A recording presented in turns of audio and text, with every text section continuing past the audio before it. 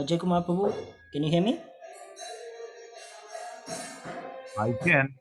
Yes, Prabhu. Can you just add me to the spotlight on the screen? So we'll begin now.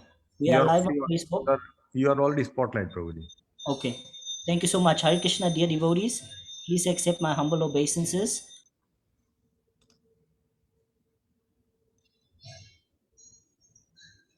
Hare Krishna, dear devotees. Thank you for joining us today on our regular virtual Sunday program. Today we will be covering the topic of Krishna Bhakti and Rajavas with our guest speaker, His Grace Hari Prasad Prabhu. So before we continue, we'll just go through the schedule for the program.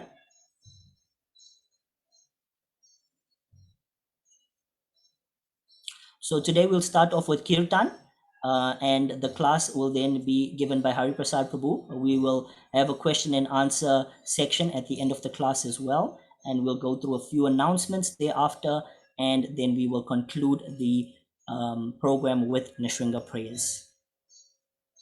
So today we are actually launching our Sunday evening kirtans. Today is the first day that we are beginning to start this program. We are live at the temple, and we have a group of kirtaniyas and a few selected guests who will be attending. So the program will start off today with kirtan up until 6:30, and then the class will be given by Hari Prasad Prabhu. So yes, we'd just like to thank everyone once again for joining us and for being with us and giving us your association. Um, we will now stream the Kirtan live also. This is our deity Darshan today. Deities are looking very happy and blissful and ecstatic. And we'd like to wish everyone a happy Ekadasi. Hope everyone is blissfully engaged in Krishna conscious seva today. So, yeah, thank you so much, everyone, for joining us. And we will touch base back with you at 6:30 when the class starts. So now we will transition into the Kirtan. Thank you so much, everyone. Hare Krishna.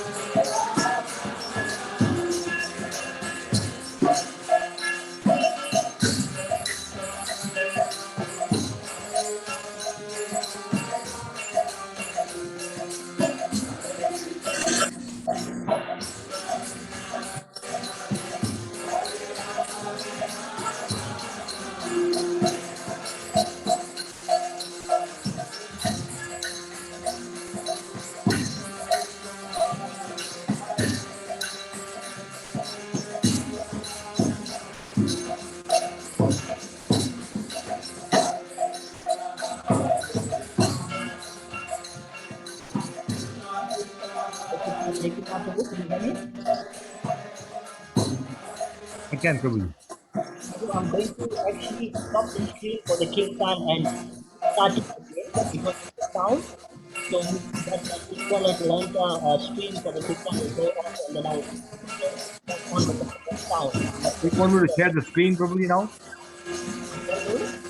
I'm not able to hear you very clearly.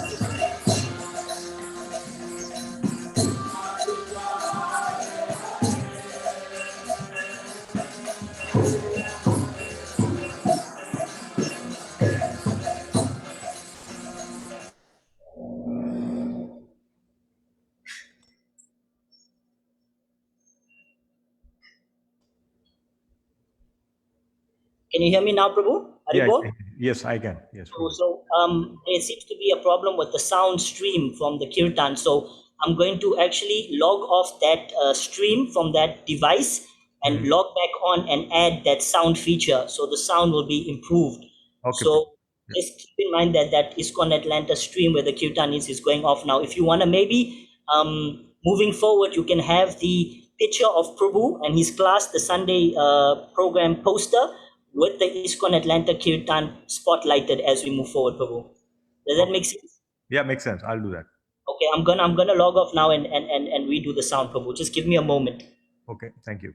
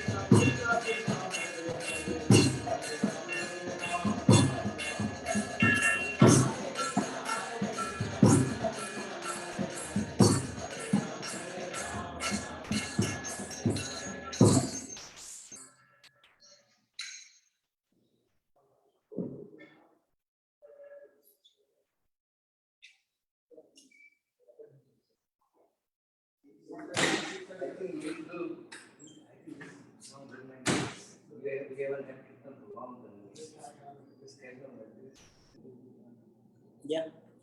Carry on, carry on.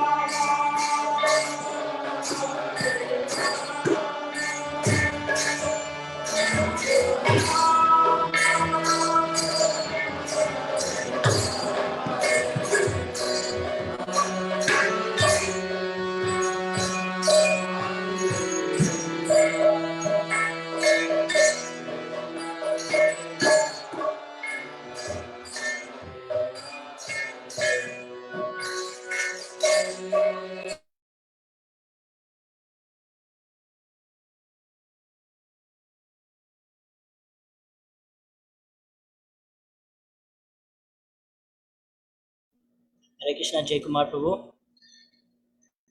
Yes, Prabhuji. Hey, Prabhu. Just on mute, we can start preparing for the program for His Grace Hari Prasad Prabhu to join. So I'll just mute them for now and we can just start getting ready from our side, Prabhu. I'm ready. Hare Okay.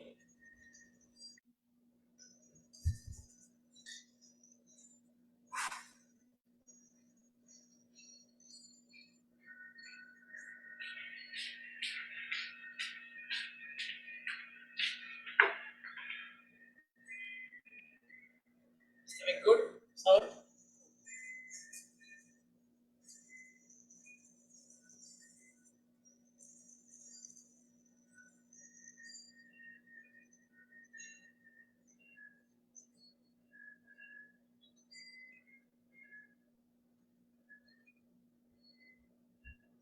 Okay, Prabhu, I think we can spotlight the poster.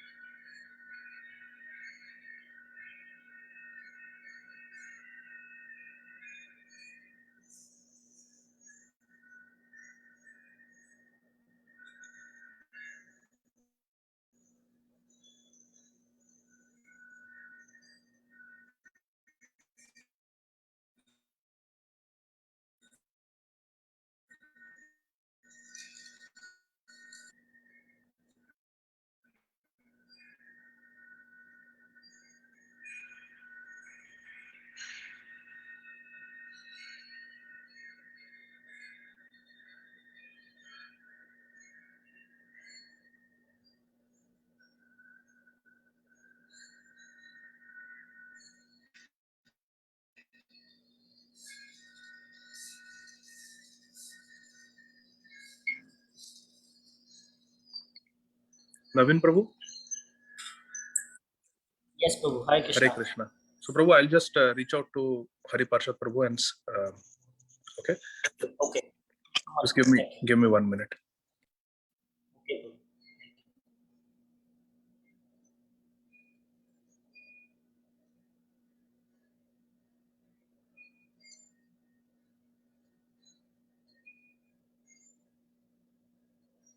Hare Krishna, dear devotees.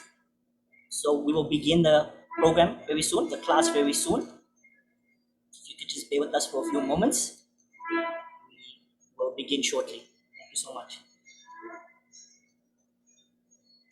Okay, so Prabhu has joined. So Hare Krishna, dear devotees, please accept my humble obeisances. All glories to Srila Prabhupada.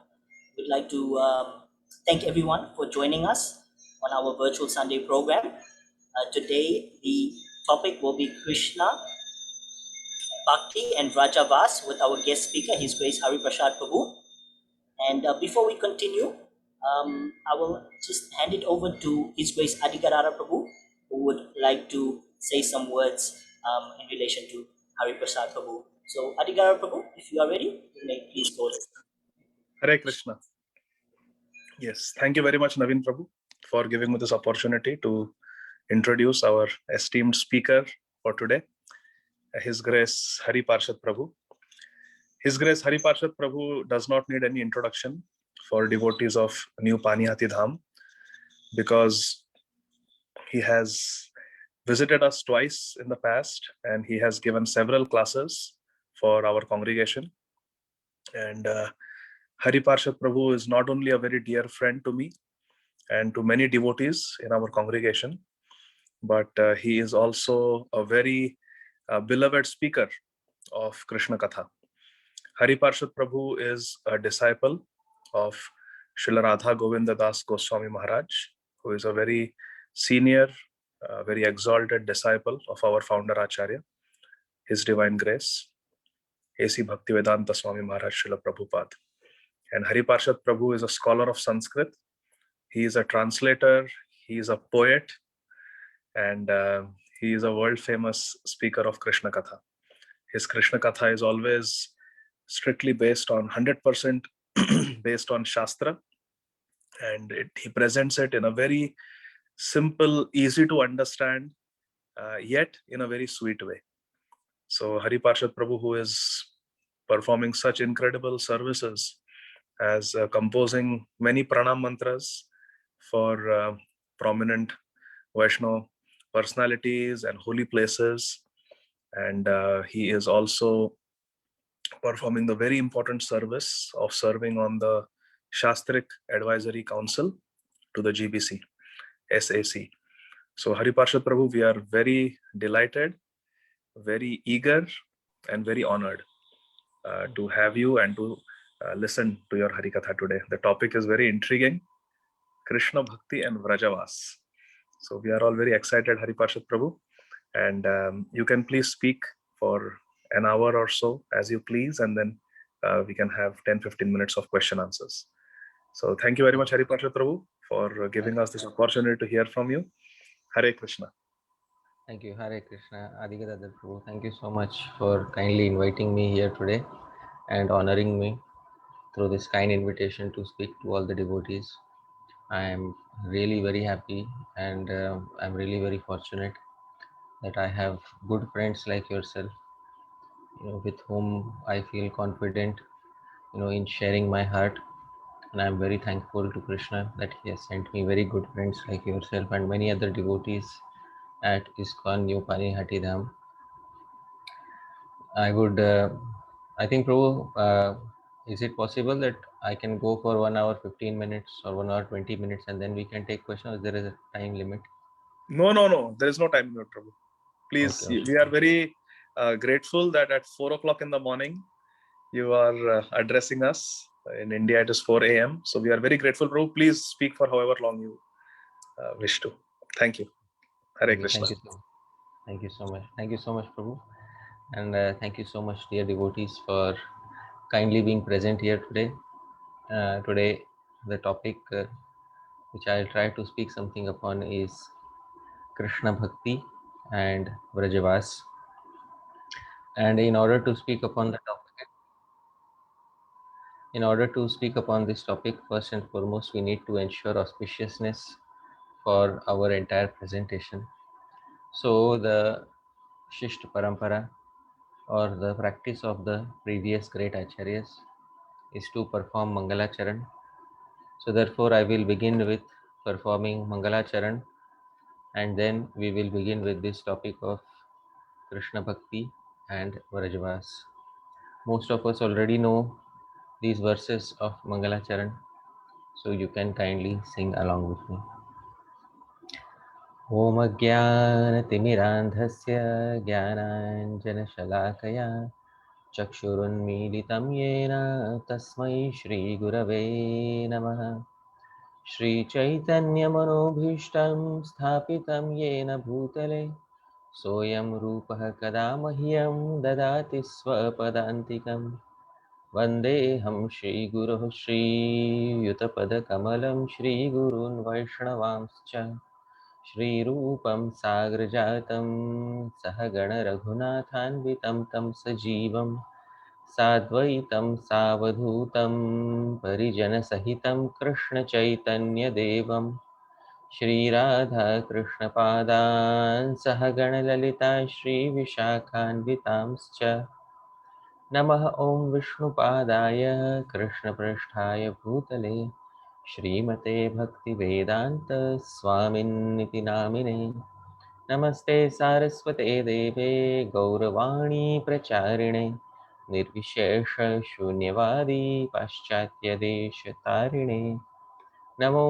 महावदान्याय कृष्णप्रेमप्रदायते कृष्णाय कृष्णचैतन्य नाम्ने गौरत्पुषे नमः हे कृष्णकरुणा सिन्धो दीनबन्धो जगत्पते गोपेश गोपिकान्त राधाकान्त नमोऽस्तु ते तप्तकाञ्चन गौराङ्गी राधे वृन्दावनेश्वरी वृषभानुसुते देवी प्रणमामि हरिप्रिये वाञ्छाकल्पतरुभ्यश्च कृपा सिन्धुभ्य एव च पतितानां पावनेभ्यो वैष्णवेभ्यो नमो नमः जय श्री कृष्ण चैतन्य प्रभु नित्यानंद श्री अद्वैत गदाधर श्रीवासादि गौर भक्त वृंद हरे Krishna Krishna Krishna Hare Hare Hare Ram Ram Ram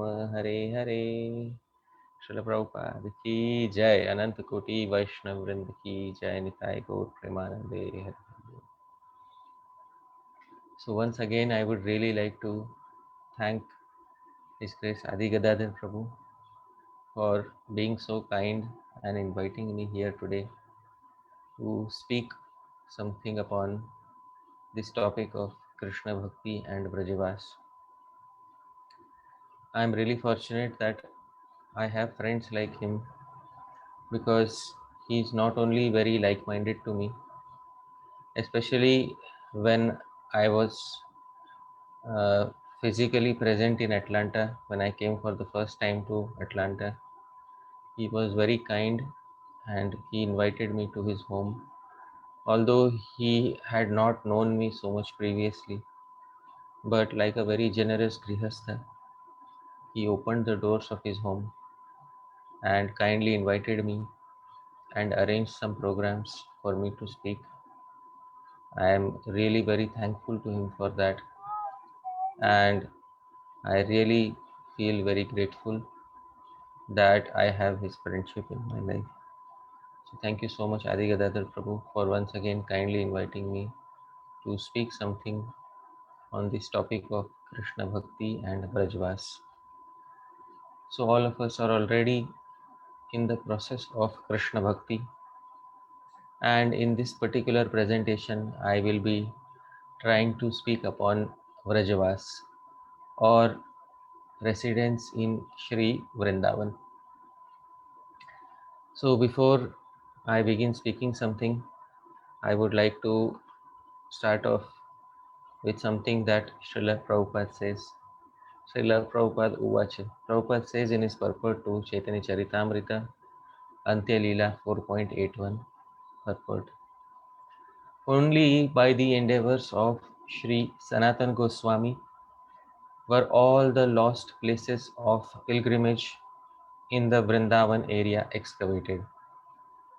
He established Madan Mohan, the first deity in the Vrindavan area, and by his personal behavior, he taught how one should act in the renounced order, completely devoted to the service of the Lord. By his personal example, he taught people how to stay in Vrindavan to execute devotional service. So, dear devotees, it's important to note that all the 6 Goswamis, they were performing their Krishna Bhakti while executing Vrajavas. So they were staying in Vrindavan and executing their Krishna Bhakti according to the orders of Sri Chaitanya Mahaprabhu. The Goswamis of Vrindavan, as well as all the acharyas of our sampradaya, have laid great stress upon this factor of Vrajavas. And today I will try to discuss something about the same topic from the point of view of Srila Prabhupada and the previous acharyas. So I would like to start off with a verse from the Bhagavad Gita. There is a very nice verse in the Bhagavad Gita which specifies 5 factors of all accomplishments in life.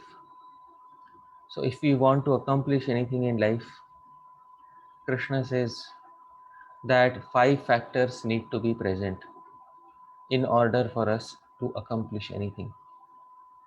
So this is Krishna's teaching to his devotee Arjuna in the Bhagavad Gita. The following verse from the 18th chapter speaks of these 5 factors. Adhishthanam tatha karta karanam cha prithak vidham vividhascha prithak cheshta daivam chaivatra panchamam. Krishna says to Arjun, O mighty armed Arjun, learn from me the 5 factors which bring about the accomplishment of all action. These are declared in Sankhya philosophy to be: first, Adhishthanam, the place of action; Tatha Karta, the performer; Karanam, the senses; Cha Prithak Vidham, so various senses; Vividhas Cha Prithak Cheshta, the endeavor; and Daivam, ultimately the super soul, is the Panchamam, 5th cause here. So dear devotees, the first cause or the first factor of accomplishment that Krishna mentions in the Bhagavad Gita is Adhishthan. That is the place at which any activity is performed. Now in the Bhagavad Gita, Krishna is mainly referring to body, because many activities are performed within the body. But Prabhupada also says that the place of action, so the physical location on planet Earth at which the action is performed. So this is the meaning of Adhishthanam. This meaning is also supported by the previous acharyas. So all the acharyas of the Madhva Sampradaya, they support this meaning of Adhishthanam, that it means place of action. There is a nice commentator from the Madhva Sampradaya, Sri Rakhavendra Tirth, who clearly says Adhishthanam Deha Bhumi Adi. So Adhisthana means either it can mean the body, because the body is the location of performing all actions, or it can also mean Bhumi Adi, any specific location. So today we are focusing on Adhisthana, that is the place at which we are performing the activity of our Krishna Bhakti.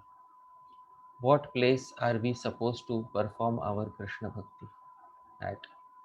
So this is extremely important for all of us devotees to know.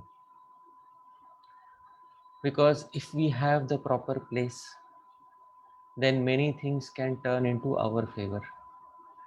But if we are staying in an improper place, then those same things may start working against us. So according to our previous acharyas, the ideal place for executing our Krishna Bhakti is none other than Sri Vrajadham. Srila Rupa Goswami has very clearly said in the 8th verse of Upadeshamrita, nectar of instruction.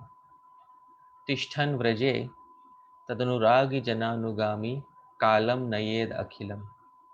He says Tishthan vraje kalam nayed akhilam, that one should spend all of one's time while residing Tishthan in Vraja. So this is from the 8th verse of Upadeshamrita.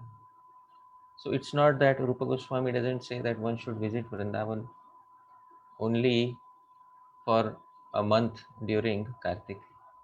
Srila Rupa Goswami says Tishthan, and he says Kalam Nayad Akhilam, all of one's time one should spend while residing in Vrindavan. Not only in Upadeshamritam, but also in Bhakti Rasamrita Sindhu.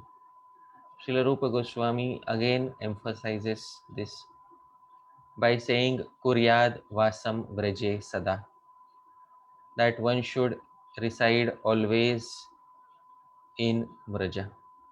So this is from Bhakti Rasamrita Sindhu 1.2.294. So not only in one place but in two places in his instructions, Srila Rupa Goswami is saying that one has to reside all of the time in Sri Dham Vrindavan. But dear devotees, most of us, myself included, are not currently residing full time in Sri Dham Vrindavan. So we have to understand this instruction of Srila Rupa Goswami for all of us. Because Srila Rupa Goswami has said Kuryat. Kuryat means one must reside in Vrindavan. So it is a mandatory instruction. It's not that Srila Rupa Goswami wants to make it optional for anyone. The very term Kuryat implies that it is Vidhi Vakya, that it is an instruction which is meant to be followed by everyone. So dear devotees, we have to try and understand how we as Rupanugas can try to fulfill this instruction of Srila Rupa Goswami Prabhupada. So as I was saying, this location of executing bhakti can make all the difference for us in this life. If we are located in a proper place, then any activity can become easy for us. But if we are located in an improper place, then that same activity can become impossible for us. There is a very nice verse in a literature named Subhashit Ratna Bhandagar. This verse specifies Sthan Mahatmya, or the importance of having a proper location for executing our activities. This verse gives the example of an alligator, and this verse is as follows. Nakrah swasthanamasadya gajendramapi karshati sa eva prachyutah sthanat chonapi paribhuyate. It says nakrah, that when an alligator is swasthanam asadya, when it is in its natural habitat. What is its natural habitat? That when it is within water. Gajendram api karshati, it can defeat even Gajendra, the king of elephants. But sa eva, that same alligator, prachyutah sthana, when he is devoid of that natural habitat, shuna api paribhuyate, that same alligator can be defeated even by an ordinary dog. So it's very important that if we want to ensure success in our bhajan, the previous acharyas have said that it is important to select a proper location for executing our bhajan. Many a times devotees feel that I can execute Krishna Bhakti in any location whatsoever. If that were the case, the previous acharyas would have clearly specified that. But although the previous acharyas have not said anything against residing in other places, but they have very clearly said that one must reside in Vraja for executing his or her bhajan in their Krishna Bhakti. Especially in Gaudiya Vaishnavism, since Gaudiya Vaishnavism is mainly a path of Raganuga Bhakti, and all the acharyas are asking us to aim for Raganuga Bhakti. Therefore, it is very important for us to understand the importance of selecting a proper location for executing our bhajan. Now, as I said, most of us, myself included, we live in the modern cities of the 21st century. And I remember when I first came to Atlanta, and in general, it was my first visit to the United States. So I saw that there were many devotees as well as many individuals who were staying there, but they were originally from India. So there was a question in my mind that why do so many people stay away from India in the US for such long durations of time, staying away from their motherland, and how is it easily possible for them to stay there? But I could not find any devotee whom I could ask that question. So finally, when I came to Atlanta, I had asked this question to Adi Gadadhar Prabhu. So I remember we were in his car and I asked him this question, that how is it, Prabhu, that so many individuals from India, they stay in the US, especially so far away from their uh, motherland. So Adi Gadadhar Prabhu, he spoke, he said to me something very beautiful. He said that, well, most individuals are staying because there is something here in the US, and that is known as the American dream. And he told me that the dream of having a very good life, a luxurious life, and having all the facilities, that is what is known as the American dream. And that is what encourages many individuals to come and live in the United States. And when this dream is fulfilled, especially when people are able to attain what they desire to attain, at that point of time, most of them want to stay forever in the United States. So, dear devotees, when I heard his answer, it struck me that in order that a person should change his location in life, they need to have a dream in their heart. And most of us have this dream in our hearts when we are staying in the cities. So, those of us who are staying in the US, some of us may be having the American dream. Those of us who are staying in Europe may be having their own dreams. I am staying here in Mumbai, which is also a city. So, I have my own dreams of staying here. So, each and every one of us has their respective dreams because of which we stay in the city. And this entire dream has been carefully constructed for us by society, by family, by relatives throughout our life. And therefore, we try to live our life in the cities in order to fulfill this dream. But, dear devotees, this dream or living in the cities, it is not without its disadvantages. There are many disadvantages of staying in the cities. If we notice very carefully, each and every sense of ours, all the senses, gradually become disconnected from nature when we are staying in the cities.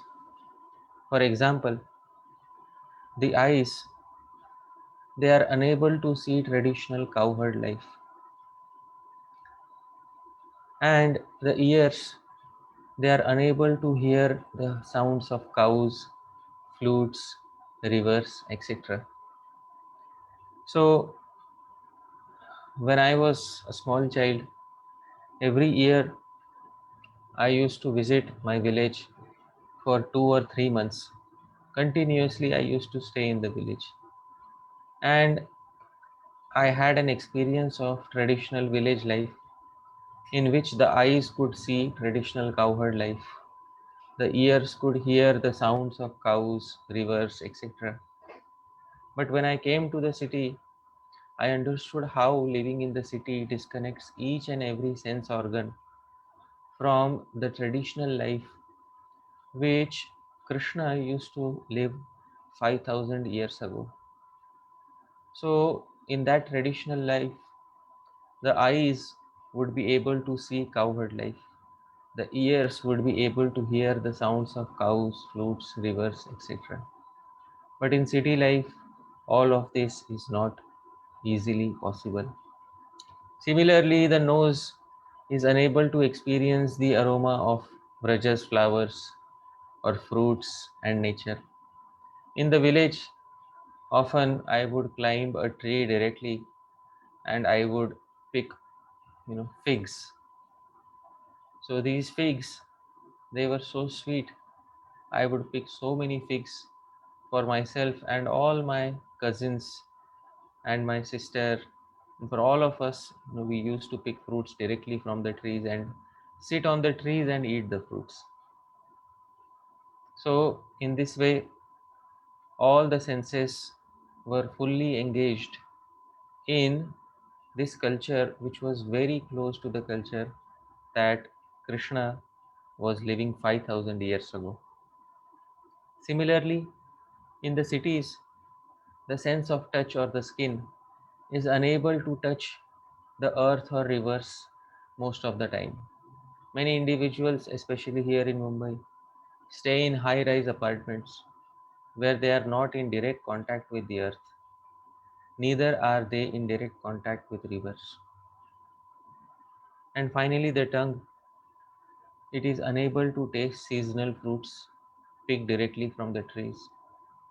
And often in the cities, people are living such busy lives that I have seen here in Mumbai that a person will eat cold meal alone.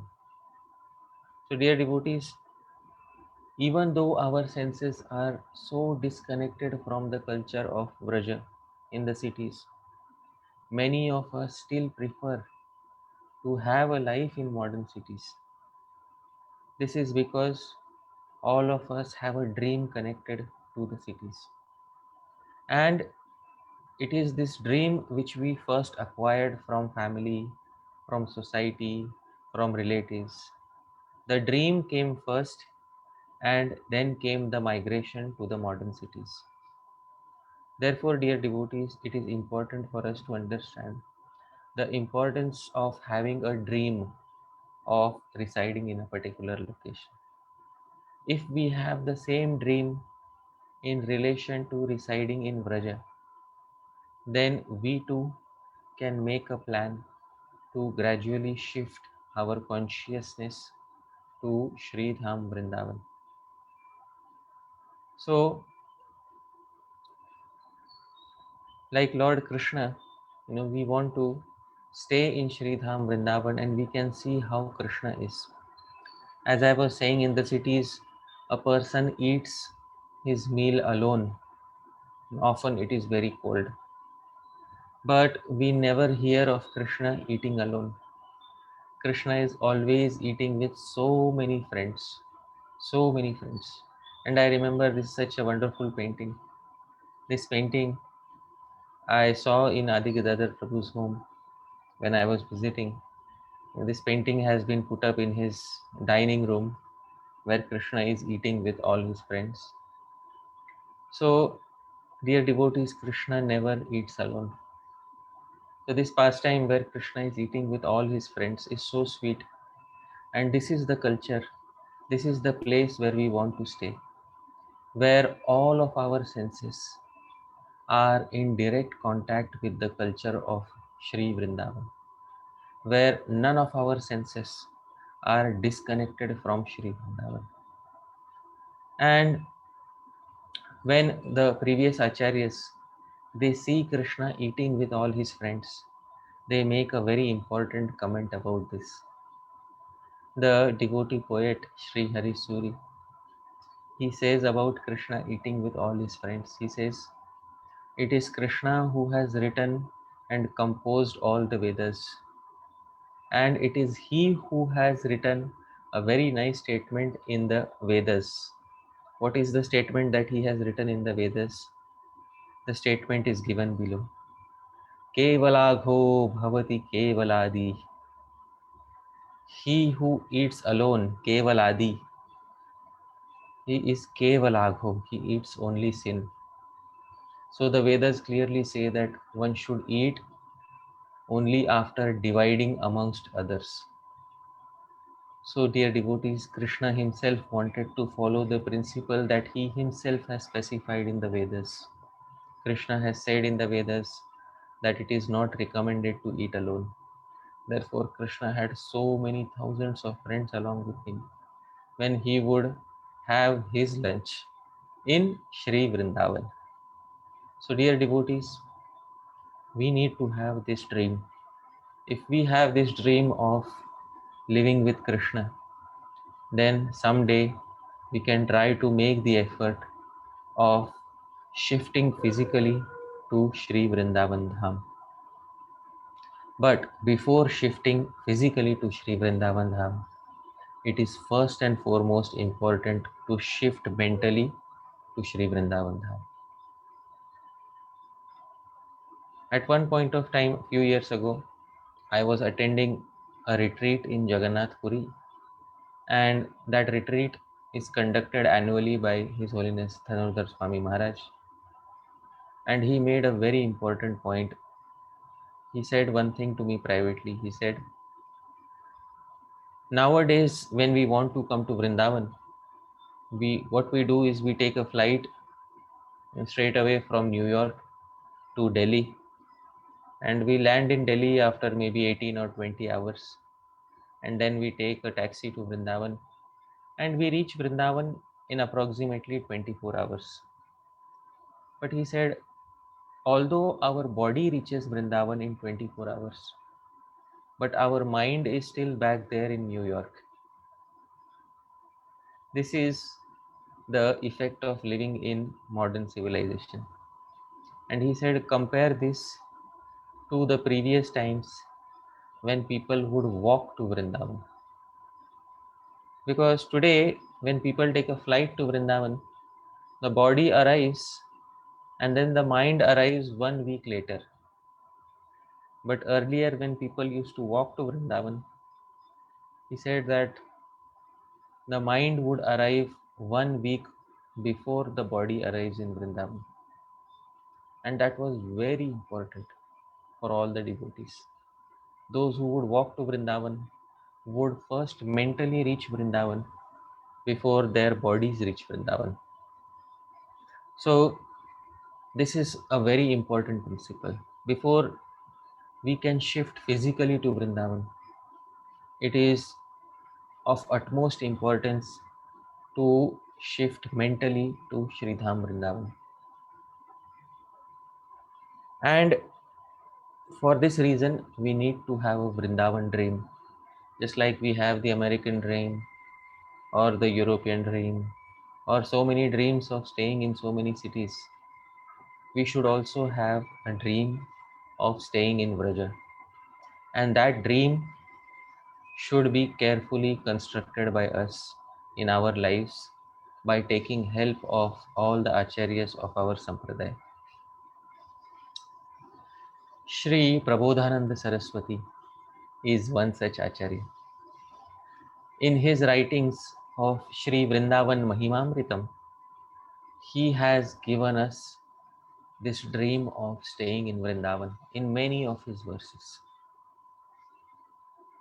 This is one such verse from the 1700 verses of Shri Vrindavan Mahimamritam.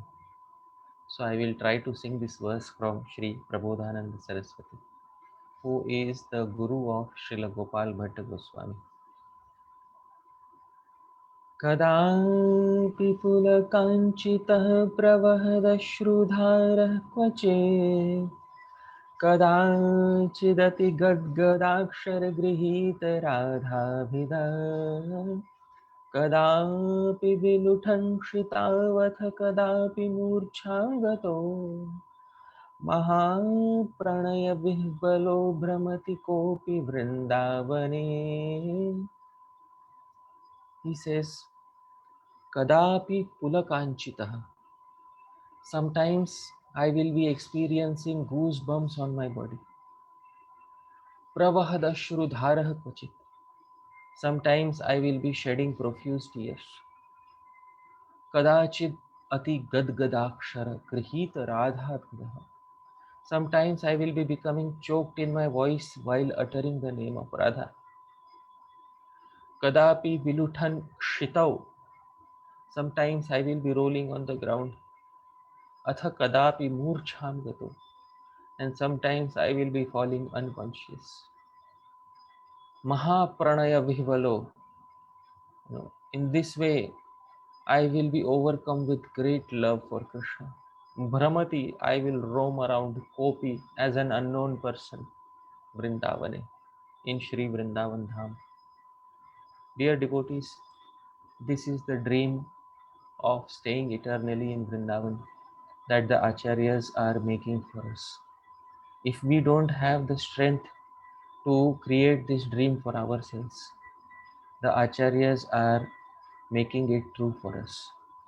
They are constructing the dream carefully by writing so many literatures in which they are aspiring for Shri Vrindavan. And just as I said, staying in cities, it appears pleasurable to us, but there are so many difficulties. We are disconnected from nature in so many ways. Yet we accept all those difficulties and we stay in the cities. Similarly, while staying in Vraja, in this physical body, there may be many difficulties. But this does not in any way hamper the dream of the Acharyas to stay in Vrindavan.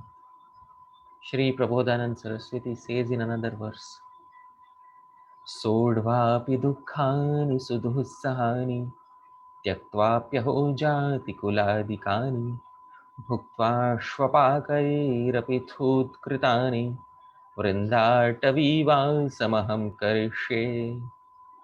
He says, Sodvapi dukkhani sudhussahani. I will tolerate extremely intolerable distresses in life. No problem. Tyaktvapi aho jati kuladikani. I will give up all pride of birth and family lineage. And bhuktva shvapakairapi thutkritani. I will eat, for surviving, I will eat even those remnants that have been rejected even by the dog eaters, by the Chandals. But still, Vrindatavi vasamaham karishe. Still I will reside in Shri Vrindavan Dham. So this, dear devotees, is the dream of the previous Acharyas. And they realized this dream in their very lives because Shri Prabodhananda Saraswati, he moved to Shri Vrindavan Dham and he took Kshetra Sannyas in Shri Vrindavan Dham. This was the perfection of his Vrindavan dream. And therefore I said that first comes the dream within our hearts to stay in Vrindavan. And the Acharyas have written such nice verses in order to inspire us to have that same dream.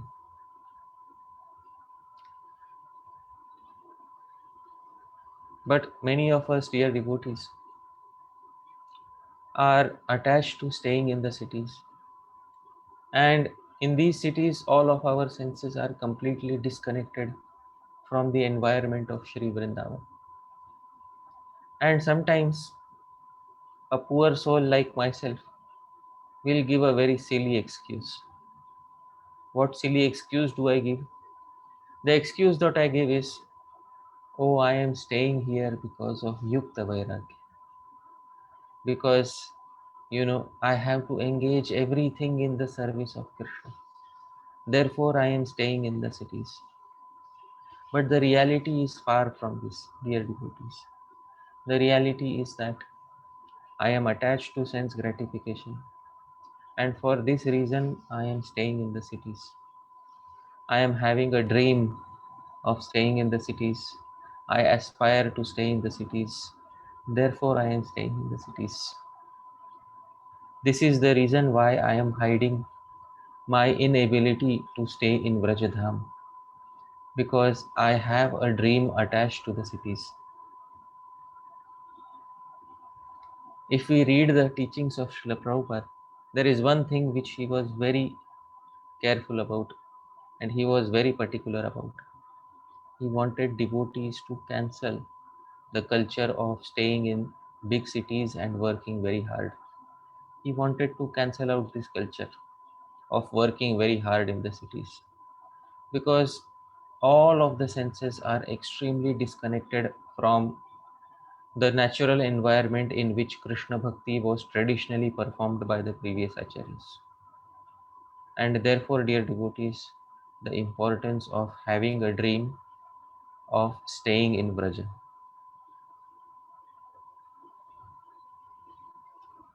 Just like Akrura had a dream.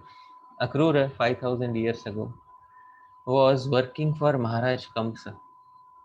And Akrura had heard so much of the glories of Vrindavan, so much of the glories of that beautiful land of Sri Vrajadham. Although Akrura was just staying nearby in Mathura, but Akrura had a dream of visiting Vrindavan and staying in Vrindavan. Dear devotees, we cannot imagine this so easily, because for a person, who's staying so close to Vrindavan, to have a special dream of staying in Vrindavan or to have a special dream of seeing Vrindavan, it seems difficult for us to understand why Akrura would have such a dream. Vrindavan is for him was just about an hour or 2 hours away from Mathura in those days. But still Akrura could not visit Vrindavan out of fear of Kamsa. But when finally Kamsa appointed him as his charioteer and messenger to bring Krishna and Balaram to Mathura, so Akrura got a chance of visiting Sri Vrajadham. And when Akrura came to Vrajadham for the first time in his life, Akrura's dream was fulfilled and he rolled around in the dust of Vrindavan. And first Akrura rolled around in the dust of Vrindavan, and after that he saw all the trees of Vrindavan.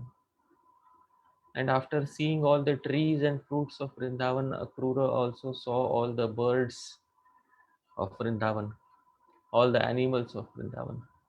These birds were chirping and their sounds were entering into Akrura's ears. At that time, Akrura said, Dhanyosmi, that I am most fortunate person in this world, most fortunate person. And the devotee poet Sri Hari Suri, he gives this reason for Akrura feeling most fortunate in his heart.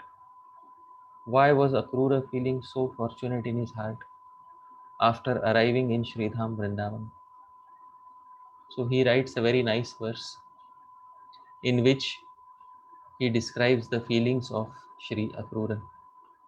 Sri Hari Suri says, Natadrik bhubhago ya iha hari padam jarahito Natadrik vavriksho hari karam mridusparshavikalam Navatadrik jantur hari sadaya viksha virahitas Tadetesham bhagyam yugapadupalabdham kathamaho. So Akrura is saying, Natadrik bhubhago. There is not even a small portion of land here in Vrindavan. Ya iha hari padabjarahito, which is untouched by Hari's lotus feet. Every inch, every centimeter of Vrindavan's land has been touched by Krishna's lotus feet. Natadrig va vriksho, neither is there a single tree. Harikara mridu sparsha vikala, which has not experienced the joyous agitation of being touched by Hari's soft hands. Navatadrik jantur, nor is there a single living entity. Hari sadaya viksha virahidas, who has remained devoid of Hari's merciful glance. And tadetesham bhagyam yugapadupalabdham kathamahu. How wonderful. How did it happen today after millions of lifetimes that I, Akrura, obtained the good fortune of all of these living entities at once? Certainly because my good fortune has culminated today. It has reached its pinnacle today, and therefore I am able to roll in the dust of Sri Vrindavan. Dear devotees, Akrura was seeing everything. The dust of Vrindavan, the trees of Vrindavan, the birds of Vrindavan. And Akrura was saying, I am most fortunate person. I am most fortunate person. So dear devotees, there is a hidden meaning in this verse. Very hidden meaning. Please hear carefully. What is the hidden meaning that Akrura wants to convey? He says that the dust of Vrindavan is most fortunate. It is fortunate because it has directly received the nectar of Krishna's lotus feet. So the dust of Vrindavan is fortunate because it has received the touch of Krishna's feet. The trees are more fortunate because they drank this nectar directly from the soil of Vrindavan. So the trees got their nourishment from the soil of Vrindavan. So the trees got the remnants of the soil, and the trees became extremely joyous because they received the remnants of the devotee of Krishna, Vrindavan Dham. And the trees became so overjoyed that they gave out fruits. And these fruits were the remnants of the trees. And these remnants of the trees were in turn consumed by the birds. And the birds became so overjoyed that after eating the remnants of the remnants of the remnants of Krishna, they started chirping loudly. And this chirping of the birds is the remnants of the remnants of the remnants of Krishna's lotus feet. And this chirping is entering into my ears today, Akrura said. And therefore, there is nobody more fortunate than me today, that I have arrived in Sri Vrindavan Dham. This was Akrura's dream, which was fulfilled when he arrived in Vrindavan, although Vrindavan was only a few hours away from Mathura. So dear devotees, even Akrura, who stayed a few hours away from Vrindavan, had a dream in relation to Sri Vrindavan. We also should try to have this dream. Now coming back, we are in a different age. We are not in the same age as Akrura. We are in the age of Kali Yuga. So Srila Rupa Goswami and the previous acharyas, they have mercifully come here to help us to migrate mentally and if possible physically to Sri Vrindavan Dham. So Srila Rupa Goswami had written this verse which I had pointed earlier, that Kuryad Vasam Braje Sada, that one should always reside in Sri Vrindavan Dham. Srila Jiva Goswami says, commenting on that verse, Samarthya Sati Vraje Shriman Nanda Vrajavasthane Shri Vrindavanadau Sharirena Vasam Kuryat.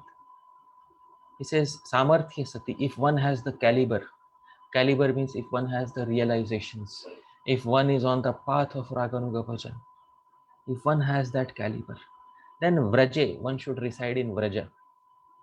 Now many people will say, well, my temple is also like Vraja. Many people will say, my replica of Vraja is also like Vraja. So Srila Jiva Goswami knows that many people will say like this. So he says, Shriman Nanda Vrajavasthani. At that place where Nanda Maharaj was performing his Vrajavas. So that Vrindavan, which is located today geographically in India. So Shri Vrindavanadau Sharirena Vasam Kuryat. So one should reside in the geographical Vrindavan, the residence of Nanda Maharaj through his Sharira, through his physical body. But if it is not possible for us, then what should we do? Then Srila Jiva Goswami says, Tad abhave. If those who don't have that caliber, manasa api, they can even reside through their minds. But one should reside in some or the other way, either through the mind or through the mind as well as the body. But the very least one should reside through his or her mind in Shri Vrindavan. So this he is saying in his commentary to Bhakti Rasamrit Sindhu, same verse which I had pointed before. Kuryad Vasam Braje Sada. So it is important that mentally we should first shift to Vrindavan, and the previous acharyas have said that for us. But it is difficult for those, especially for those of us who are executing purely Vaidhi Bhakti, because those who are executing only Vaidhi Bhakti, for them it is difficult to understand why the previous acharyas were stressing so much about Shri Vrindavan Dham.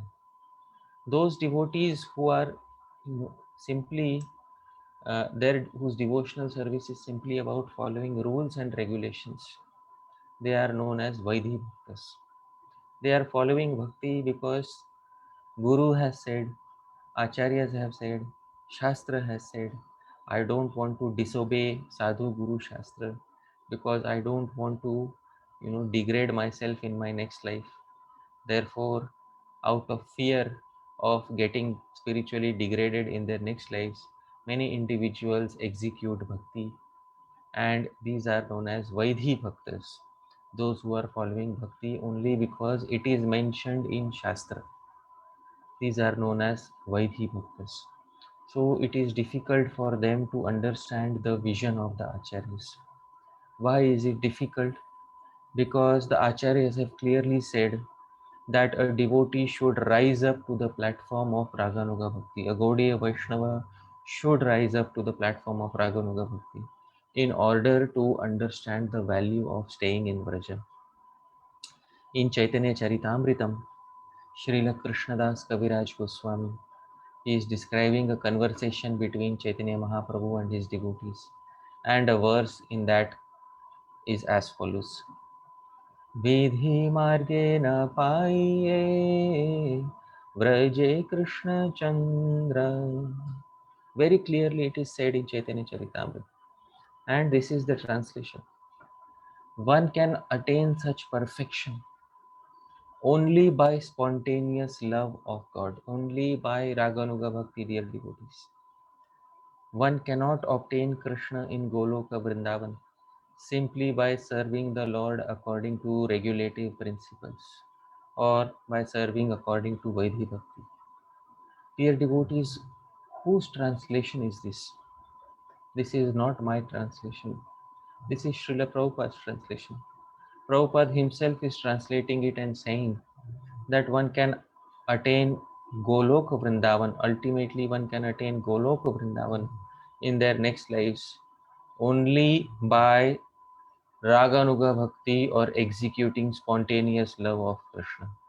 It is not attainable by Vaidhi Bhakti. There are many other statements like this in Chaitanya Charitamrita. So, there is another verse in Chaitanya Charitamrita. Raganuga marge tare bhaje ye jana sei jana paya vraje vrajendra nandana. So this is another verse in Chaitanya Charitamrita which very clearly says Raganuga marge, If one worships the Lord on the path of spontaneous love, Tare bhaje yahi jana. If one worships Krishna, Sai jana paya vraje Vrajendra Nandana. That person receives the shelter of Vrajendra Nandana, the son of Nanda Maharaj. Very clearly it is said in Chaitanya Charitamrita Madhya Leela.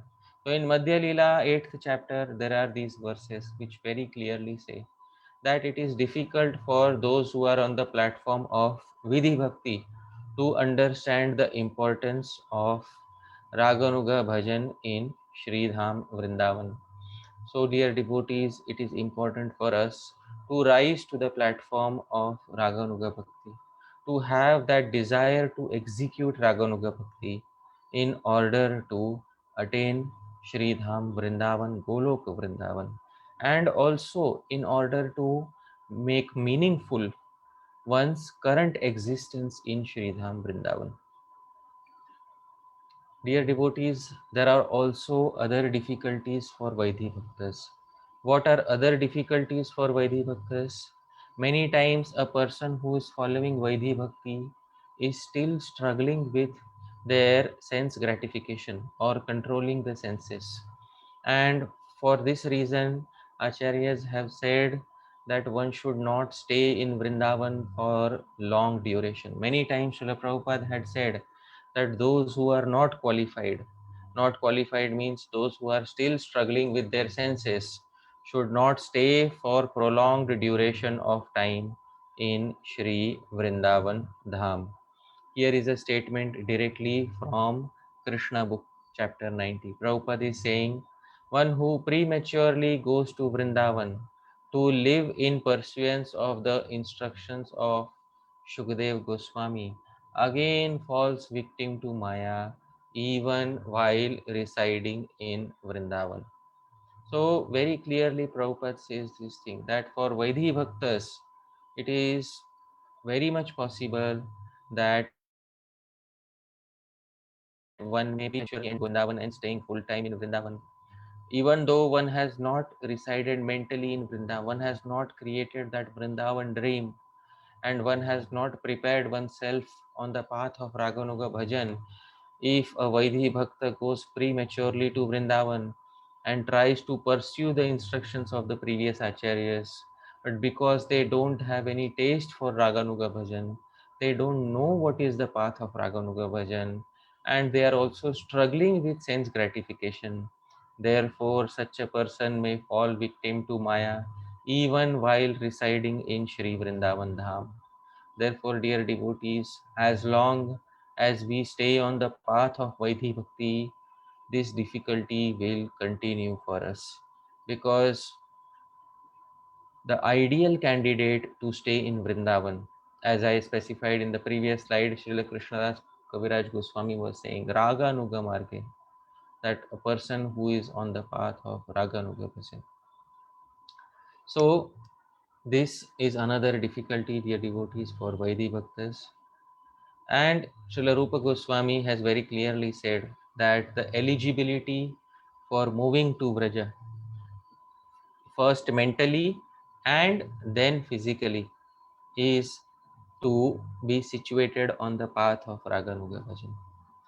So Srila Rupa Goswami very clearly says in Bhakti Rasamrita Sindhu, Ragatmikaika nishthaye Vrajavasi janadayah Tesham bhavaptaye lubdho Bhaved atradhikaravan.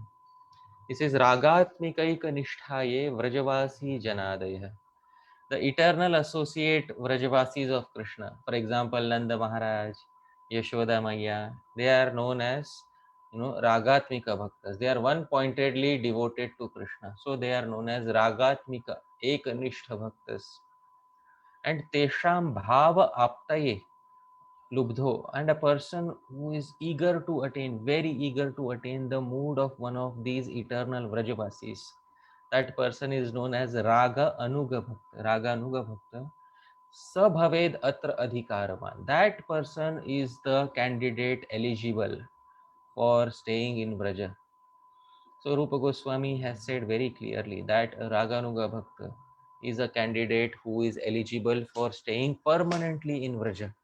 Others can come and go. Like Prabhupada said, don't stay for too long. Others can come and go. But we don't want to be forever in that situation where we are residing temporarily in Vrindavan. We want to enter into a situation where we can reside permanently in Vrindavan. Therefore, the eligibility is being specified according to Shastra. The eligibility is to be a Raganuga Bhakta, or a spontaneous devotee who is aspiring for the mood of a Ragatmika Bhakta, or the mood of an eternal associate of Lord Krishna, such as Nanda Maharaj, Yashoda Maiya, or any of the friends of Krishna, or any of the Manjaris or Gopis.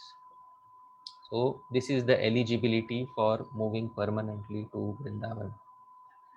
Somebody may say, well, what about the material desires? Do Raganuga Bhaktas don't have material desires? So Srila Rupa Goswami says that as soon as one has progressed even a little bit on genuine path of Raganuga Bhakti, and one has even a tiny bit of ruchi or genuine interest on this path, all of the material desires will be immediately dissolved. So Srila Rupa Goswami says, Vishayeshu garishtopi ragaha prayo viliyate.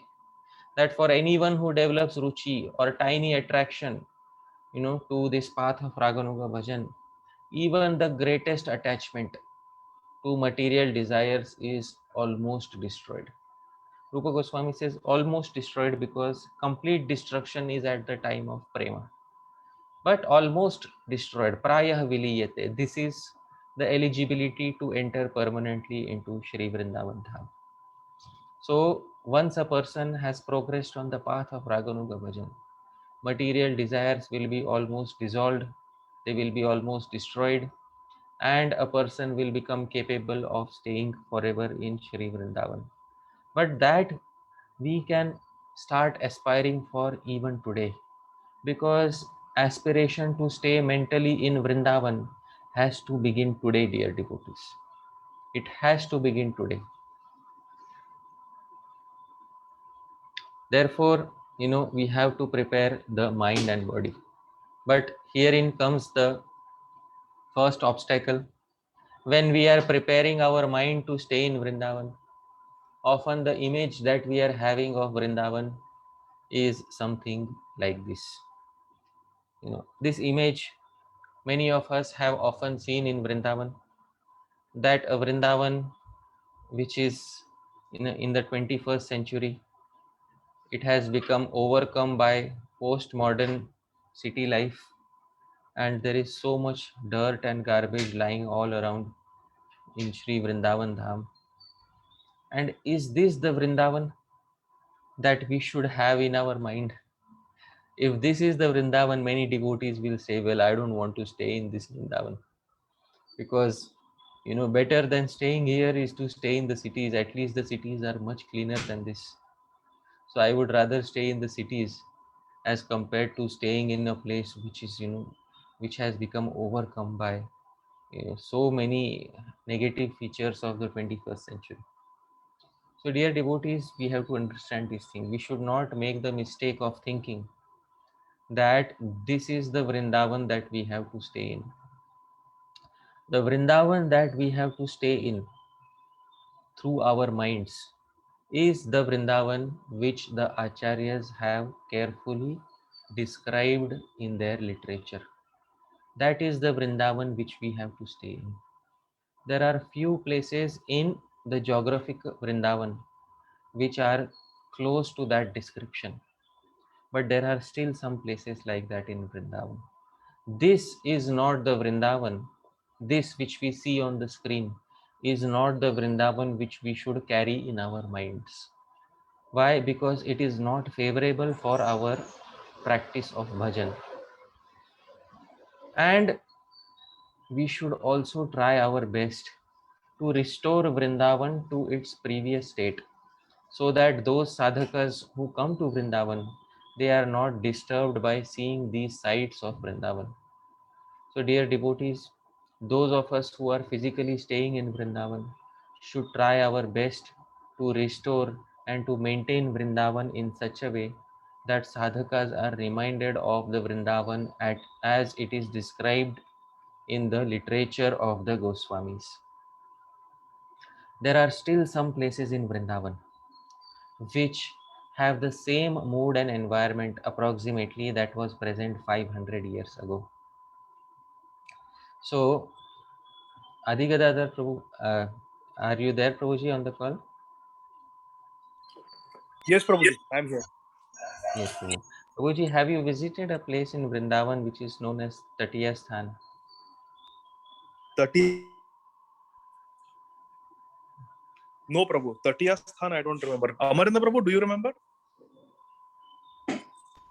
No, Prabhuji. Okay. So there is a place in Vrindavan which is known as Tatiya Sthan, and this is a place in which the sadhus, they have maintained the place as it was approximately 500 years ago. So dear devotees, this is the Vrindavan in which we should invest our minds, because we don't want that Vrindavan which has been overrun by features of the 21st century.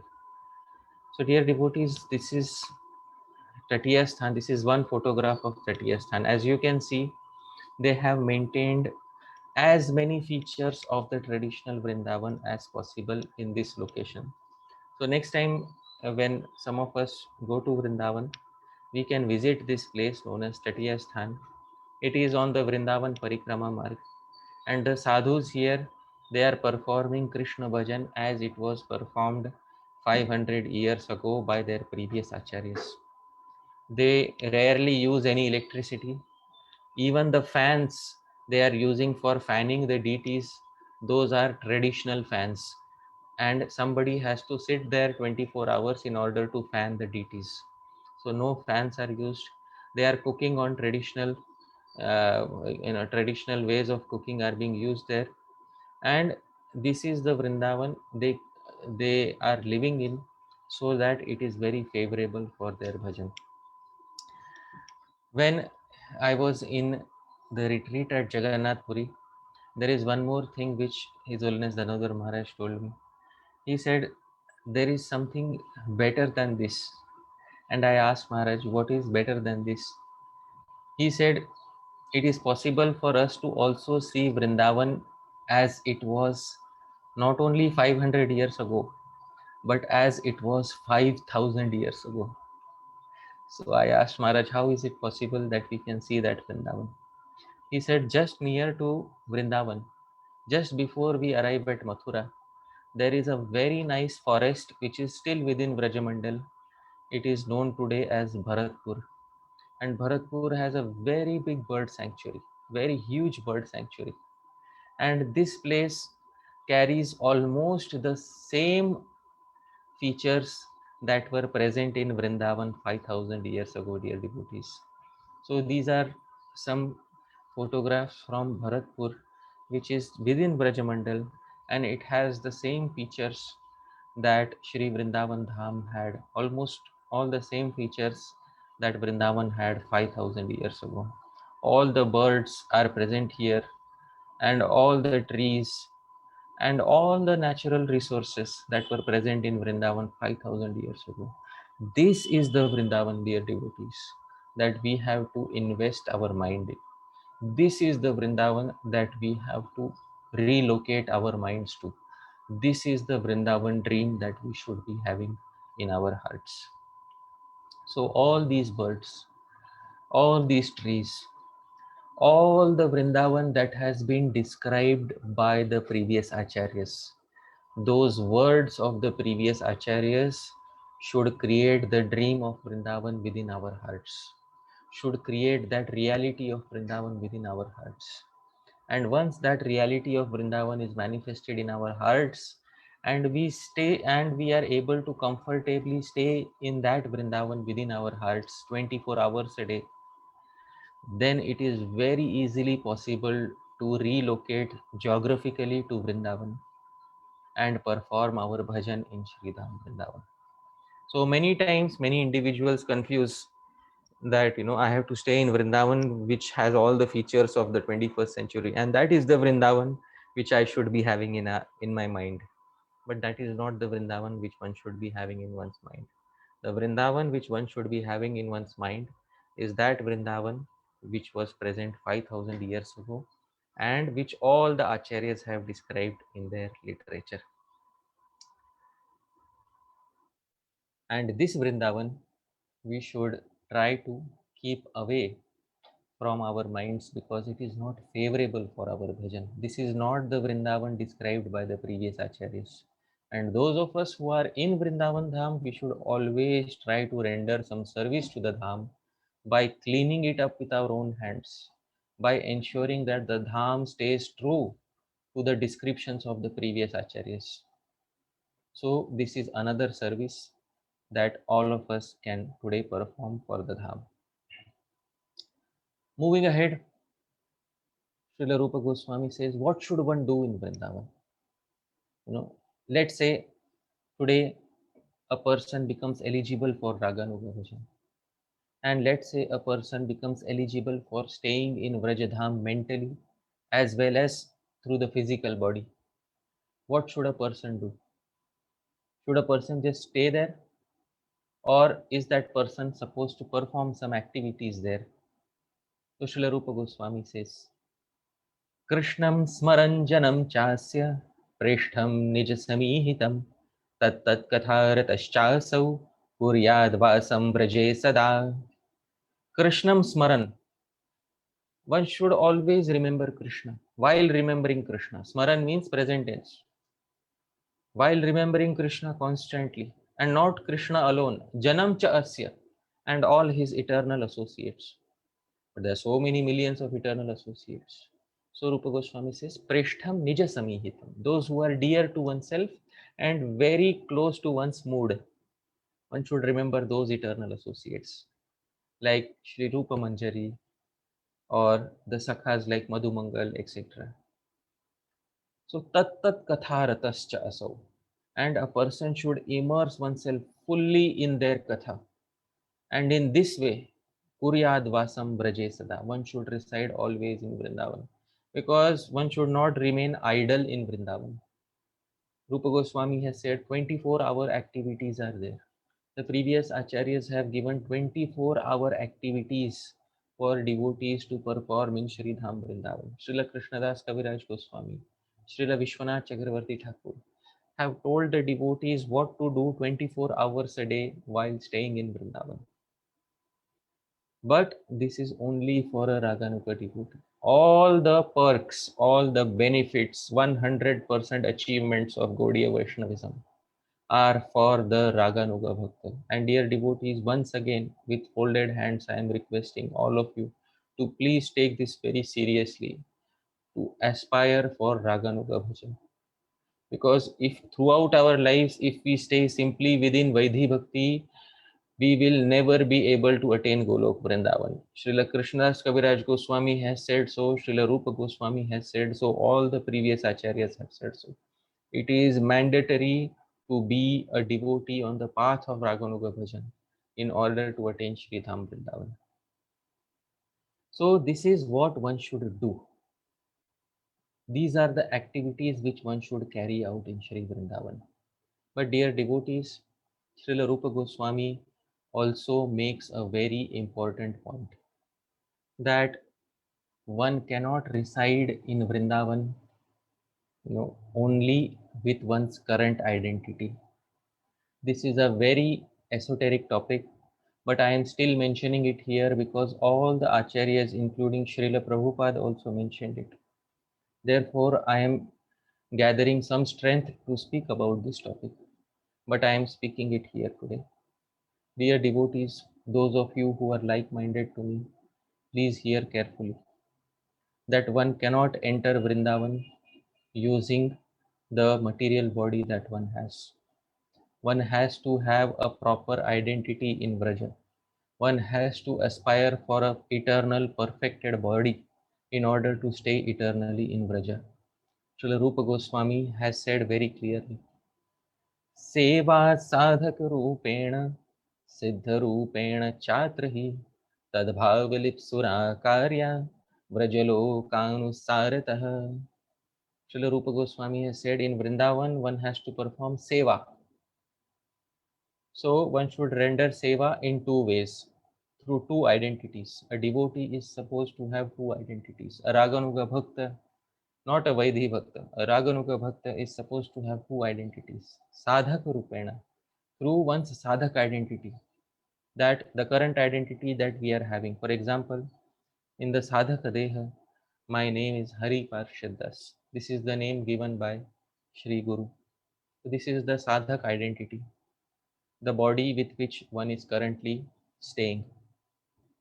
And one should also aspire Siddha Rupena, to one's Siddha identity one has to render service. Because in order to enter into Krishna's pastimes, one cannot enter with this sadhaka deha. In order to enter into Krishna's pastimes, one needs a perfected body. Tad bhava lipsuna karya, only a person who is greedy for the mood of Vraja. Vraja lokanusarata, one should render such seva. Such a person should render this seva by following in the footsteps of all the previous Vrajavasis. This open secret is there in the writings of all the previous acharyas. All the previous acharyas have said that one should aspire for one's Siddha identity in order to reside in Sri Dham Vrindavan. Many times, as soon as a person utters the name Siddha Deha, some devotees start thinking that this is Sahajiya or this is not bona fide. Unfortunately, these misconceptions are present amongst many individuals. The attainment of Siddha Deha is something which all of us every day are praying for every morning, which we are doing this in our daily morning routine, dear devotees. And without a Siddha Deha, not only us, even Lord Shiva cannot enter into eternal Golok Vrindavan. When Lord Shiva wanted to enter into Golok Vrindavan, he was prevented by the gopis. The gopis asked him, how are you entering with this male body in this Goloka Vrindavan? So Lord Shiva said, well, I want to see the pastimes of Krishna and all the gopis. You cannot enter into the Rasa arena in this body. If you want to enter, you have to change your body. So at that point of time, Lord Shiva also, although he is the best sadhaka in this universe, which sadhaka can be as such a good chanter of Bhagwan's names as Lord Shiva? But even the best of sadhakas in the universe has to have another identity in order to enter into the eternal Vrindavan Dham. So Lord Shiva accepted the form of Gopishwara, and still he saw all the pastimes from a distance. There is a reason why he saw it from a distance and he did not enter. But he too had to have another identity in order to enter into Vraja. So what to speak of ordinary sadhakas like myself? Definitely we need that identity in order to enter into Goloka Vrindavan. So every morning we are praying for this. And this is the prayer which we sing during Tulsi Aarti. I am singing this. Mora ei abhilash vilas kunje diyo vas nayane heri basada yugal ruparashi ei nivedana dhara sakhiranugat kara seva adhikar diye Kara nija dasi. So every das in ISKCON, even the das are saying Kara nija dasi, please make me a dasi. So this is Tulsi Aarti, we sing every day. My desire, Mora e Abhilas, Vilas Kunje Diyevas, that you will also grant me a residence in Vilas Kunja. Nayane Heriba Sada Yugal Ruparashi. Within my vision, I will always behold the beautiful pastimes of Radha and Krishna. But dear devotees, it is not possible to behold these pastimes with the sadhaka deha. Therefore, the author of Tulsi Aarti prays, Ei Nivedana Dhara, this is my request. I beg you, Sakhir Anigatakar, please make me a follower of the cowherd damsels of Raja. And Seva Adhikar diye, give me adhikar for Seva and Karo Nijad Dasi. And I understand that it is only possible to execute this Seva in a Siddha Deha. Therefore, make me a Dasi or make me your own maid servant. So all the devotees, even the Vaidhi Bhaktas in our society, every day we are singing these prayers. And we should understand that in this way we are all aspiring. Every day we are praying for a Siddha Deha. Every day in the Tulsi Arti, in the morning and the evening, 2 times a day, we are praying for a Siddha Deha. Although many of us may not realize it, but this aspiration is embedded everywhere in the writings of all the acharyas of our Sampradaya. And somebody may say, well, Tulsi Arti is written by Dina Krishnadas, some unknown Krishnadas. Have other acharyas of our Sampradaya, recent acharyas like Srila Bhakti Vinod Thakur, said something about Siddha Deha or attaining Siddha Deha? So the answer is yes, dear devotees. Srila Bhakti Vinod Thakur in his Kalyana Kalpataru has very clearly said, has very clearly prayed to Lord Krishna. He has aspired so that we also can aspire in a similar mood, so that we also can sing like he would sing. Srila Bhakti Vinod Thakur sings in one of the songs, Siddha Deha Diya Vrindavan Maje Sevamrita Karadana Piya Prema Matta Kari More Suno Nija Guna Gana. Not mincing any words, dear devotees. Bhakti Vinod Thakur prays, Siddha Deha Diya. Please give me a Siddha Deha. Vrindavana Maje within Shri Dham Vrindavan. Sevamrita Karadana. Bestow upon me the nectar of your eternal service, O Krishna. Piya Prema. By drinking this prema, Matta Kari More, make me completely intoxicated.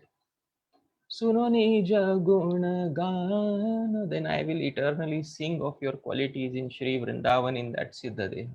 See, dear devotees, this is the book which we are supposed to sing. The songs of Bhakti Vinod Thakur. We are supposed to sing every day. We are supposed to aspire for this, but many of us unfortunately have this misconception that this is not meant for us. So, giving up all misconceptions, dear devotees, we should be firm in our understanding that the highest fruit from the tallest tree of Raganuga Bhakti is meant for us Gaudiya Vaishnavas and for all of us. Srila Rupa Goswami wrote Bhakti Rasamrita Sindhu not so that it can be kept in some museum and some PhD scholar who has no relationship to Bhakti will come and write a thesis upon it. He wrote it so that all of us Gaudiya Vaishnavas could aspire for having a Siddha Deha and could aspire for Raganuga Bhajan and could perfect our lives in this way. And all the acharyas followed in his footsteps. Now somebody may say, well, Srila Bhakti Vinod Thakur is a very great acharya, and but we are followers of Srila Prabhupada. Some people give arguments like this, but we are followers of Srila Prabhupada. Where did Prabhupada say that one should have a Siddha Deha? So, dear devotees, for convincing such individuals, I am trying to give a statement by Srila Prabhupada too. Srila Prabhupada, in his translation of verse 10 of Nectar of Instruction, the last line, Prishtha tadvadiyam tadiya sarasi tam na shrayet kahakriti. Prabhupada's own words, his translation is as follows. Who then will not reside at Radha Kund? And Prabhupada translates. Although this is not there in the original Sanskrit, but Prabhupada adds it there. And in a spiritual body, surcharged with ecstatic devotional feelings, aprakrita bhav, render service to the divine couple Shri Shri Radha Govinda, who perform their Ashtakaliya Leela, their eternal eightfold daily pastimes. Indeed, those who execute devotional service on the banks of Radha Kund are the most fortunate people in this universe. My god brother is here, Amarendra Prabhu. Amarendra Prabhu, you can see the Sanskrit. Prabhuji, whatever I have highlighted in the blue, is it directly present in the Sanskrit or Srila Prabhupada's realization it is? Prabhupada's realization, Prabhuji. It is directly Prabhupada's realization. Prabhupada himself is saying in a spiritual body surcharged with ecstatic devotional feelings, aprakrita bhav. So the spiritual body is nothing but Siddha Deha that Prabhupada is referring to. In the Nectar of Instruction, verse 10, Prabhupada is clearly saying this for all of us. And I am saying this today here because my Shiksha Guru, Sri Srimad Gaur Govind Maharaj, he used to say that many people say that in our society ISKCON we teach only Vaidhi Bhakti. We teach only the basics, we teach only ABC. And he used to say that it is my mission to tell everyone that we have the highest fruit from the tallest tree available within our society, and devotees need not go anywhere outside in order to attain this highest fruit from the tallest tree of Raganuga Bhajan. It was his mood to show to everyone that everything is available within our society, that is the International Society for Krishna Consciousness.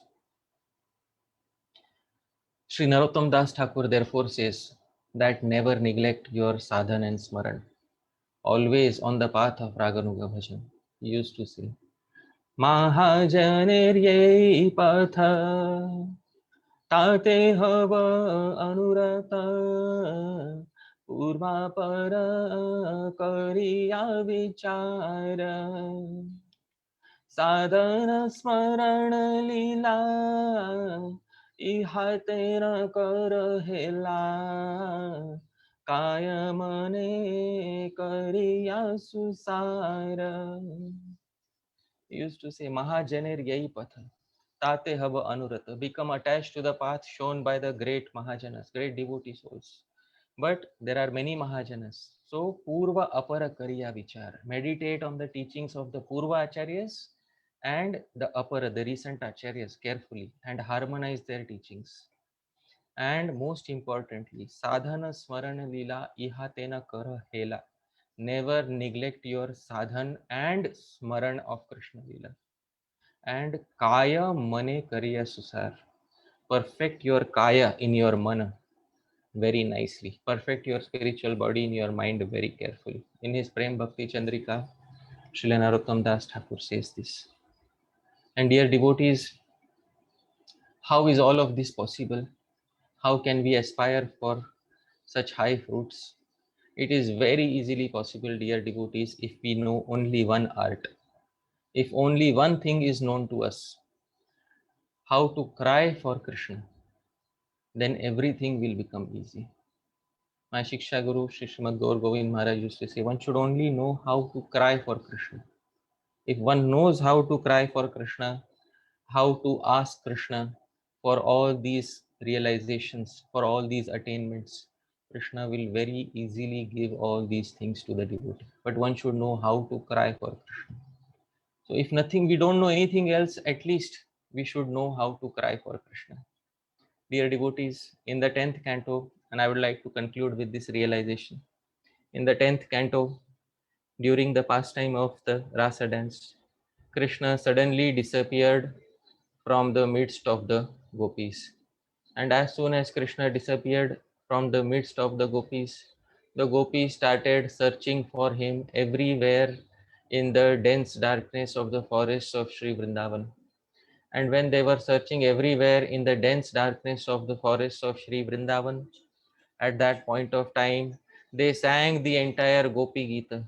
They asked each and every tree, O Palash, O Tulsi, O Ashwatha, O mango tree, please tell us where Krishna has gone. They did everything possible to find Krishna, everything possible to locate Krishna. But Krishna never appeared in front of them. Finally, the gopis became disappointed, and at one place they sat down and started crying loudly. Not singing, not asking anything, they just started crying at one place in that forest. And as soon as the gopis started crying, Krishna immediately came in front of them. And Krishna revealed himself to the gopis once again when the gopis were crying.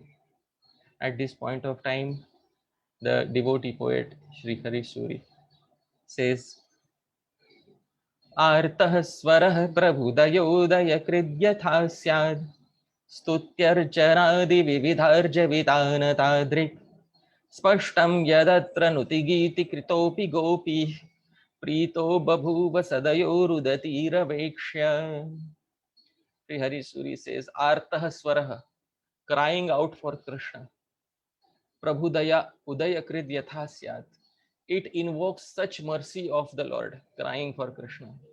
Stuti archanadi vividha arjavitana tadrik. Other processes like glorifying Krishna, deity worship, etc. will never invoke such mercy. And he says, Spashtam, this is absolutely clear in this pastime. Yadatra, Nuti Giti Kritopi Gopi, the gopis, they sang praises of Krishna, they sang songs of Krishna, but nothing worked.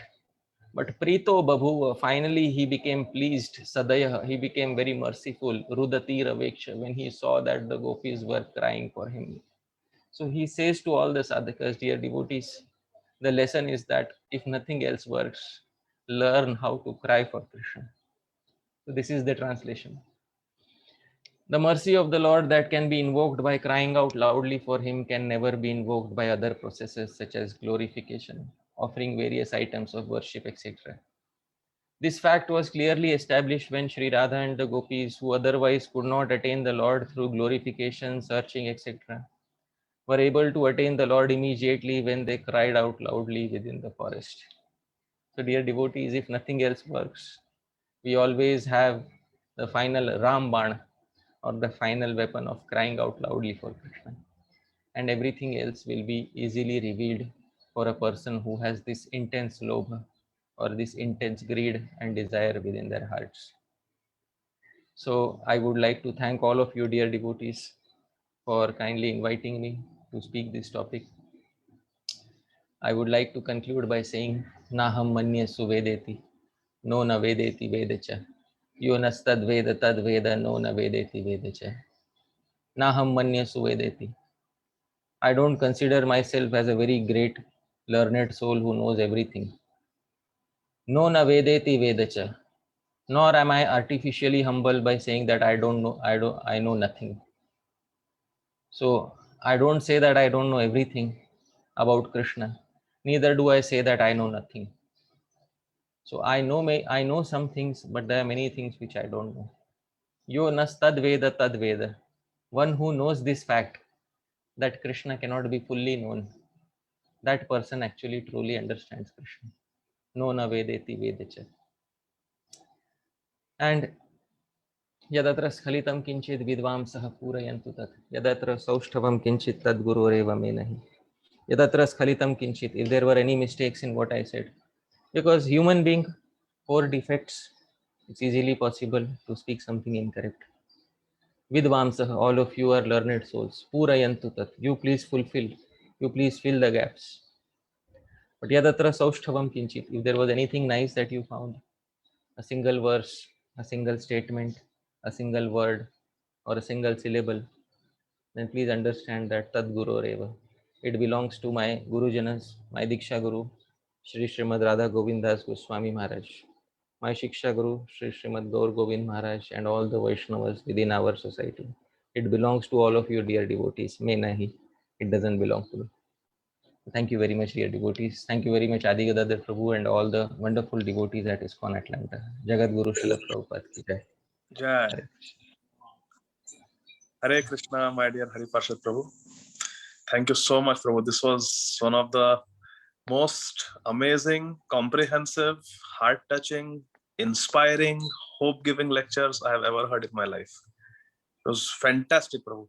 Every word was so authentic and gave so much joy to the heart, just what we needed to hear. I have often thought about this topic of Brajvas and Raganuga Bhakti, and your presentation was so authentic and simply amazing, Prabhu. I don't have words.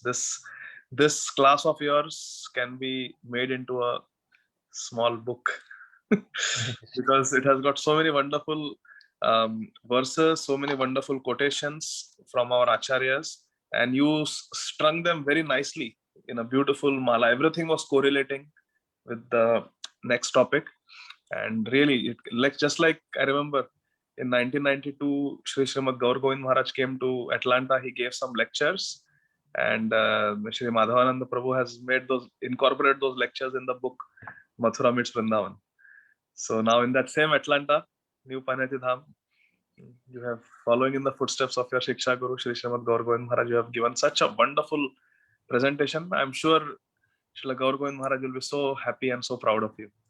So very, very grateful. It's not the same Atlanta if I can't embrace you, Prabhu.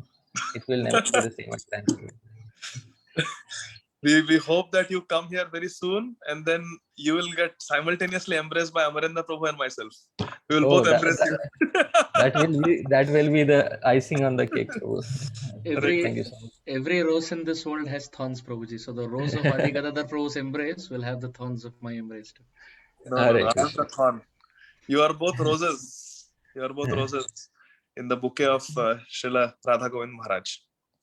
So thank you, Prabhu. And so dear devotees, if you have any question, please raise your hands. Yes, so Vinit Prabhu has raised his hand. Vinit Prabhu, please go ahead with your question. Hare Krishna. Hare Krishna, Prabhuji. Dhanavad Pranam. Hare Srila Krishna. Prabhupada. Thank you so much for such a. I really, really love all your presentations. It's so. It's both intellectually nourishing and at the same time it gives us the answers that we're searching for, especially the right answers. I actually I had a couple of questions, but I'll just stick to two. The first question is this entire topic of Rajavas. We know that this is what we should aspire for, but this somewhat seems non-conciliatory with the mood of Chaitanya Mahaprabhu, where he's asking Haridas Thakur and Nityanand Prabhu to go knock at every door and beg people. To knock at every door, we must be somewhere outside where people do not know about Vrindavan. So how does one reconcile this difference? This is my first question. Maybe I'll ask the second one if there's time. Okay, very nice question, Prabhu. I was expecting that somebody will ask this question, so I prepared the answer in advance. So sometimes you have to be prepared for the answer in advance because somebody will ask a question. So the thing is, Sri Chaitanya Mahaprabhu asked Haridas Thakur, Nityanand Prabhu to go out and preach.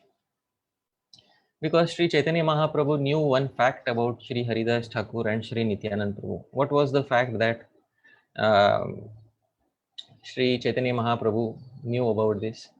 He describes this fact in a verse in Chaitanya Charitamrita. I would like to point out this verse.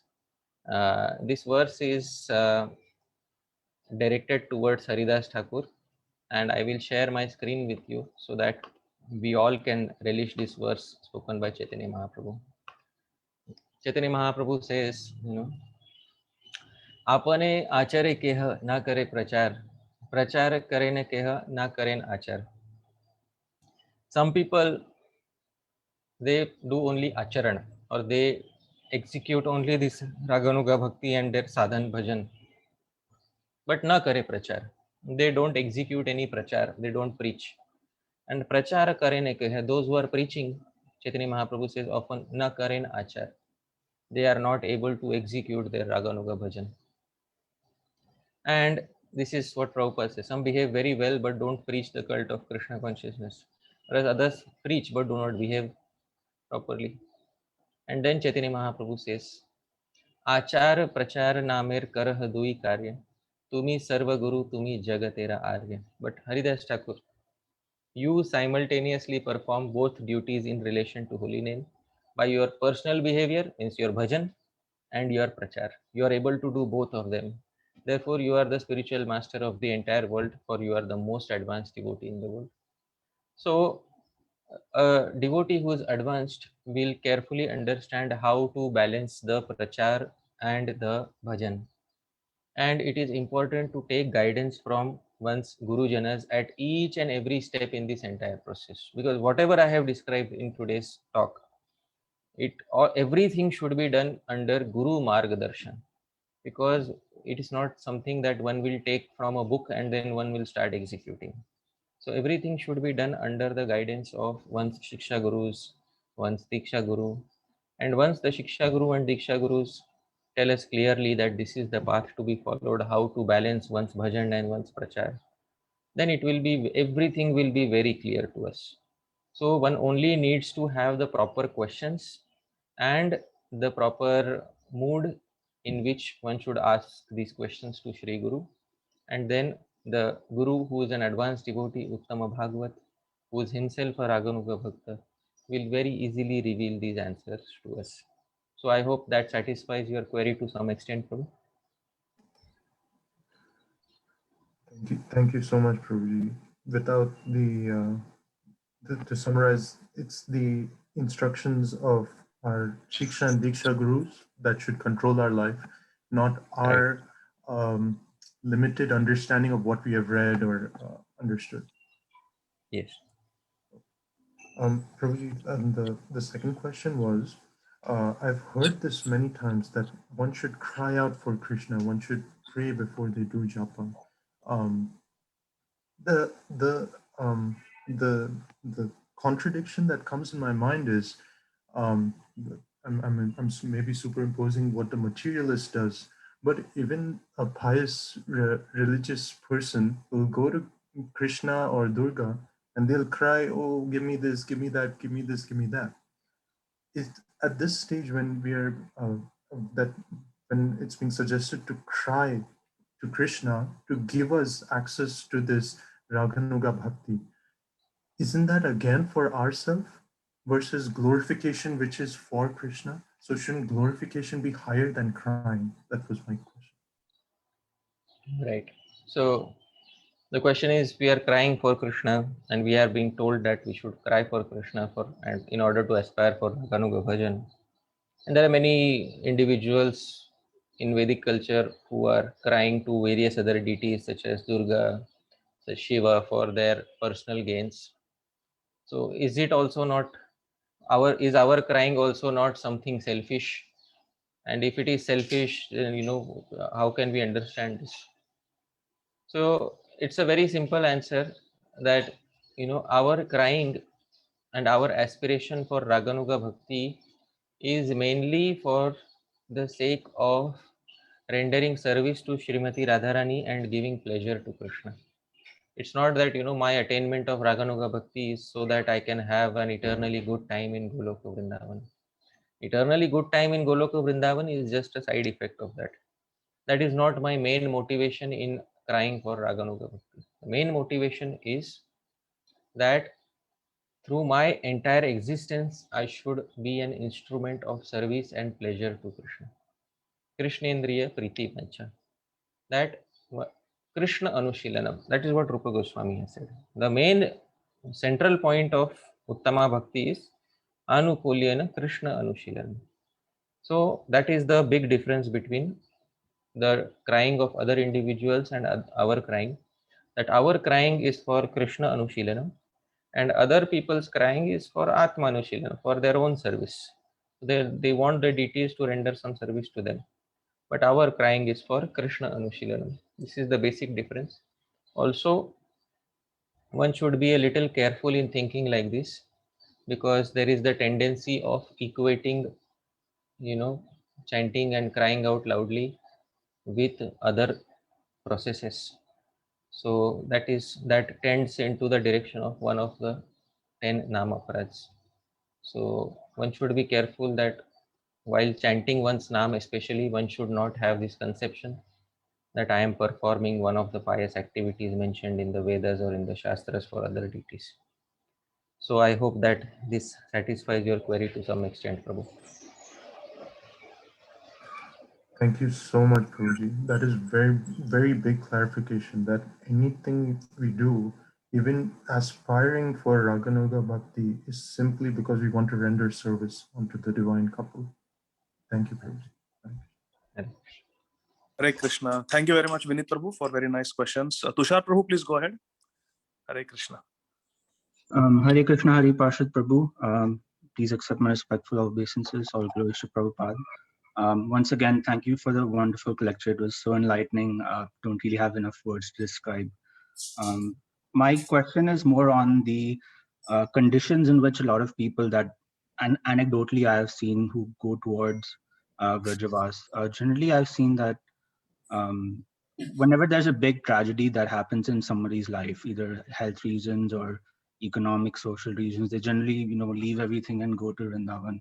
It could be something like 4th stage cancer, where the person or a devotee has only a few months to live, where they want to spend the rest of the days doing bhajan in Vrajdham, or it could be like a Mataji who's widowed, and whoever's visited Vrindavan, we see them all around. So my question is relating to them. What would be the effect of residents in Vrindavan Dham and them doing bhajan there towards the end of their lives, have a positive effect on, or lead them to attain their Siddha Deha and eventually reach Krishna? Could you shed some light on that, please? Yes, this is a good question, but every case is different, and somebody may be going for, somebody may be having an terminal illness, but we don't know whether within their minds they are a Raganuga Bhakta or not. Maybe within their minds they are already staying in Vraja since a long time. So each individual case is different, and it's a fact that simply by staying in Vrindavan for some time, simply by dying in Vrindavan, one gets immense opportunity either to execute Krishna bhajan or to go directly back to Krishna's abode. But that is purely dependent on Krishna's desire. There is not one single fixed formula. But if we want to ensure that our success is certain, then we will definitely stay mentally within Vrindavan, and as long as possible we will stay physically in Vrindavan. This is the ideal condition to stay in Vrindavan. Although end of life staying in Vrindavan is also nice, better than not staying in Vrindavan. But every case is different, and we don't know how every devotee and for how long they have been residing mentally in Shri Dham Vrindavan. So that is what I would like to say in this regard. Thank Is you that so okay? much, Prabhu. Yeah. Yeah. Thank you, Tushar Prabhu. So then we go to our next devotee, Dilip Prabhu. Please go ahead, and after that, Timir Prabhu. Dilip Prabhu, please go ahead. Dilip Prabhu, Jai. Nice to see you, Prabhu. Hare Krishna, Prabhuji. Dhanapana Amalgoshishilapur. Thanks for a very wonderful class, Prabhuji. You've gone through very nicely. What should be the dream? Why Vrindavan a dream should be, and what kind of Vrindavan dream we should have. And currently also we have a places which we can see. That's a very good hope, Prabhuji. When I think about my son of Krishna, oh, if I take Vrindavan, he may not like it. But these are two places he definitely likes it. He also agrees now. And are you also given the how to achieve also? You given a rules of sadhana, raganu bhakti, and you mentioned about material desire also will get destroyed when you do the raganu bhakti, and aspiring for a siddha deha. By saying, Prabhuji, I have a couple of questions. One is, Prabhuji, I may be wrong. Please correct me wherever I am. One is when I usually heard, if you follow the instruction of Guru, doing a sadhana, you will go back to Godhead in this lifetime, because this process is given for in this lifetime. Means Prabhupada is given, but we are able to, I am able to achieve is not, it is depend on me.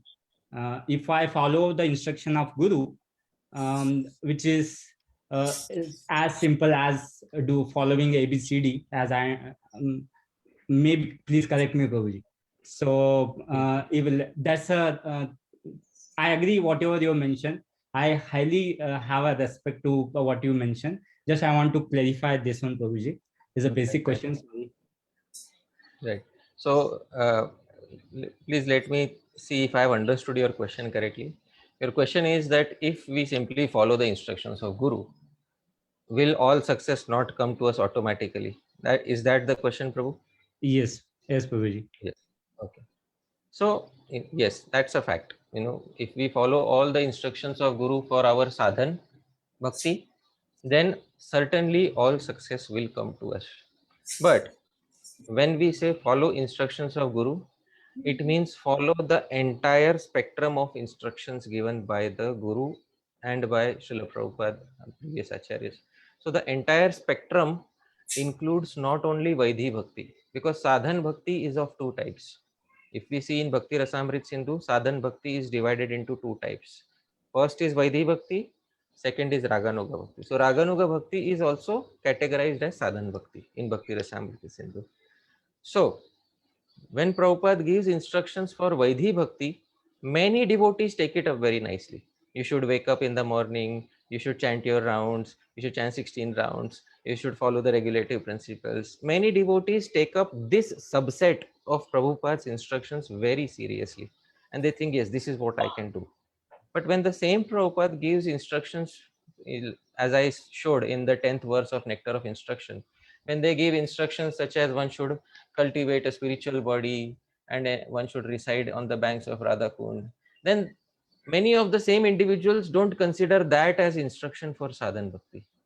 So this is what sometimes I have difficulty in understanding, because both instructions are given by the same Guru. So the same Srila Prabhupada who has given instructions for Vaidhi Bhakti has also given instructions for Raganuga Bhakti. But when we select only a subset of those instructions and we think that this is all that I need to follow, then what we are doing is we are selecting a convenient set of instructions which are within our comfort bubble.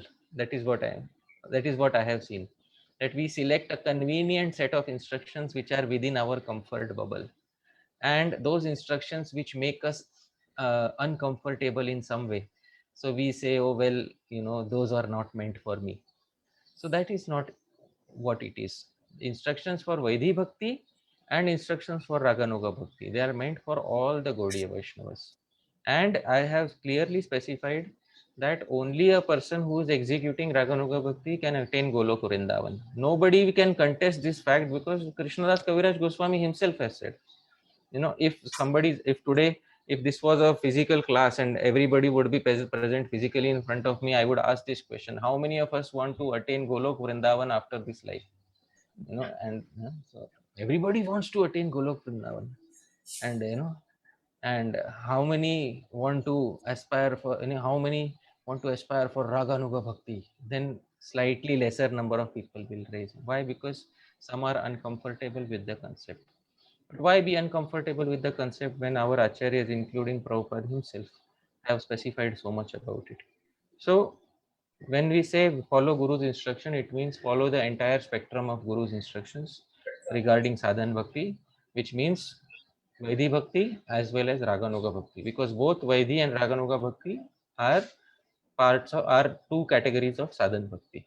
So I hope, Prabhu, that clarifies what you wanted to ask. Yeah. Thank you, Prabhuji. I have another question, Prabhuji. What I was mentioning, thanks a lot, Prabhuji. But as you mentioned, Raganu Bhakti, Prabhuji, doing a sadhana bhakti as chanting, especially for me, chanting itself, it may be easy for everyone, but it is very difficult to concentrate and chant or do the sincere chanting.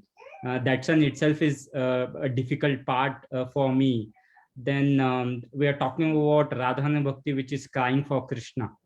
How to achieve, Prabhuji? Because yes, I want to take one step back, Prabhuji. You given mention that taking instruction of Guru full spectrum. I going to the back question. My understanding was, I will take one example. Chaitanya Mahaprabhu is the Supreme Personality of Godhead. That concept, or that one, I got to know when I come to the Krishna consciousness in ISKCON only. Before that, if somebody tell, I don't know, you may be creating your own. Means I heard again and again and again in a ISKCON, then I made out, that is true, completely true. But this Raganu Bhakti topic, very less I heard. Means that was another theory. If I heard again and again, that will become a natural, or I'm mentioning on therefore, that. Therefore, the attempt to speak again and again. Yeah. Therefore, the attempt to speak again and again, because many times it is not spoken, although it is a precondition for attaining Golok Vrindavan. Surprisingly, many times it is not spoken. Raganuga Bhakti is not spoken, although it is clearly mentioned as a prerequisite for attaining Golok Vrindavan. So, my Shiksha Guru Shri Srimad Gaur Govind Maharaj, he was very particular about this fact, that we should speak about these things amongst like-minded devotees, because everybody should know what is the goal. Like every morning, Dilip Prabhu, you are also praying, Moro ei abhilas vilas kunje diyovas. You are also praying. But there is an entire science behind that. If that entire science is not explained, then our understanding remains fragmented. And therefore, the need of speaking about it again and again, so that we become comfortable with the concept and we don't have any discomfort with that entire concept of Raganuga Bhakti. So I hope that clarifies. Yes, Prabhuji. But if you can tell us, Prabhuji, I am struggling for chanting itself.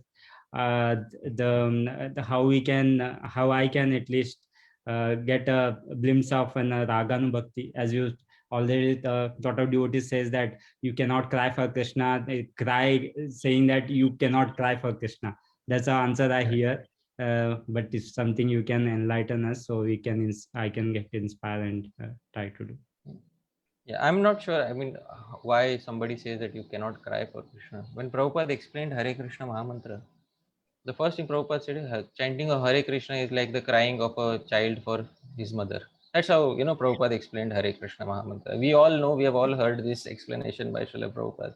So anybody who says one cannot cry for Krishna, I'm not sure how they are saying it or why they are saying it. But what I have heard from the authentic sources is that everybody is supposed to cry for Krishna. That means myself, that means, Dilip Prabhu, that means everybody is supposed to cry for Krishna. And yeah, we are struggling in our sadhan. We are struggling because many gaps of understanding are there. Once those gaps of understanding are cleared, like Arjuna said, like Krishna said to Arjuna, that these doubts are within your heart, you slash those doubts with the weapon of knowledge. And once those doubts are slashed within your heart, then it will become very easy for you. So similarly, we may be having some doubts, or we may be having some case. What is the reason for not having the desired result? Everything will become possible if we associate with a devotee who is already practicing Raganuga Bhajan. Everything will become clear if we associate with such a devotee. So once we get the association of such a devotee, we should hanker for it. We should cry for the association of such a devotee. Once we get the association of such a devotee, everything will be clear. Like I can read about a doctor everywhere. In a book, I can read how a doctor is. In a book, I can read how a doctor performs operations. In a book, I can read how a doctor treats his patients. But when I meet Adi Gadadhar Prabhu in person, then I can ask him, Prabhuji, there are many gaps in my understanding. So everything will be cleared when I meet a person, who is living the life of Raganuga Bhajan. So I hope, Prabhu, that clarifies the query you had. Thank you, Prabhuji. Thank you. Hare Krishna. Hare Krishna. Hare Krishna, Prabhu. Thank you so much for your wonderful answers and explanations. You explained so eloquently, and it was flowing out of you like nectar, Prabhu. Thank you so much. Prabhu, I just wanted to check with you. We have 2 more questions. Do you have some time, or I know you've been speaking. Yes. I have all the time. No problem. I have all the time. We'll just take these last 2 questions, Prabhu. Thank you so much, Prabhu. So, Tamir Nandi, you can go ahead. Tamir, your hand is raised. You may go ahead. Yes. Yes.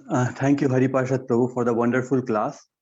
So as you mentioned again and again, the importance of this Raganuga sadhana. So this raises a question in my mind.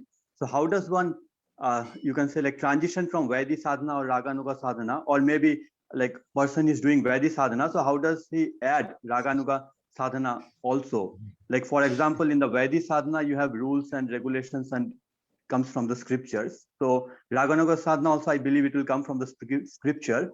But can you say that, okay, let's say Timir, from tomorrow onward, you start doing A, B, and C, and now I'll consider that you have started doing this Raganuga sadhana. Yeah. Thank you, Prabhuji. So nice question that today suppose a devotee is executing Vaidhi sadhan bhakti.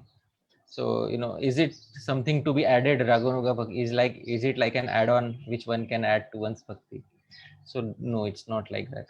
Raganuga bhakti is not something which we can pick one day and easily add to our bhajan. Raganuga bhakti comes when one has one most important feature or one most important characteristic in one's heart. What is that characteristic? Srila Rupa Goswami said one should have lobha. Lobha means intense greed to attain the mood of Shri Vrindavan Dham and the mood of the eternal associates of Vraja. So when that lobha will come and one starts hankering for the mood of the Vrajavasis, it is that point of time that one is said to have attained Raganuga Bhajan. Without lobha, that it is not possible to say that one has become a Raganuga devotee. Now, how to attain that lobha? And Rupa Goswami himself says, Krishna bhakti rasa bhavita matir kriyatam yadi kutopi labhyate tatra laulyam api mulyam ekalam. Lobha is the only price to pay. But janma koti sukritairna labhyate. It is not possible to attain it through any mechanical formula. But one can easily attain it if one is in contact with an existing Raganuga devotee. So it is possible to get affected by the mood of an existing Raganuga devotee and oneself attain the mood of being a Raganuga devotee. So if that happens, if one gains the association of such a devotee, then it becomes very easy. Or if one doesn't have the association also, but in some rare cases, by the mercy of Bhakti Devi also, and by one's previous merit in Bhakti also, it can happen then that one develops that lobha. And as soon as one has developed that lobha, one becomes elevated to the stage of being a Raganuga Bhakti. So that is the answer to your query. I hope that satisfies your query.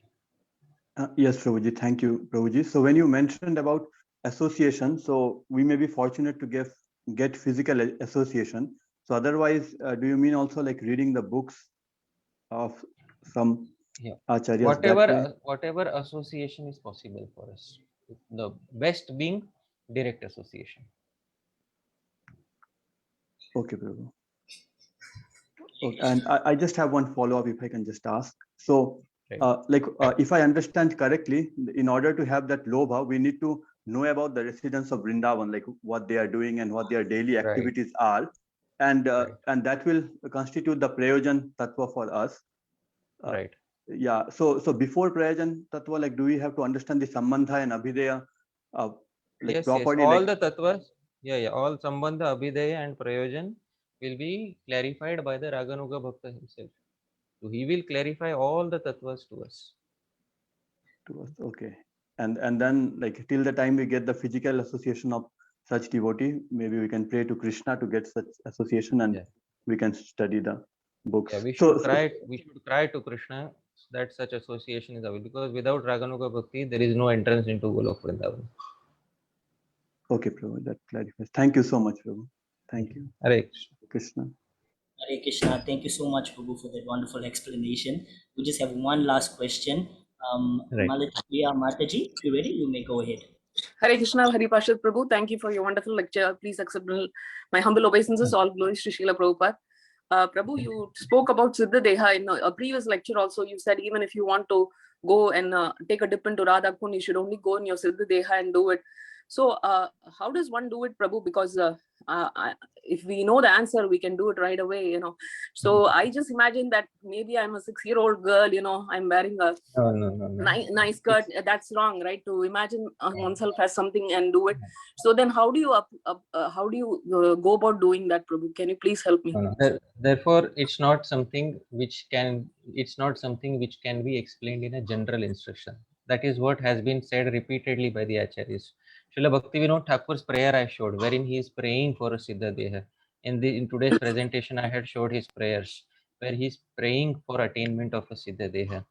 And the reason why he is praying is because it is not something out of one's imagination.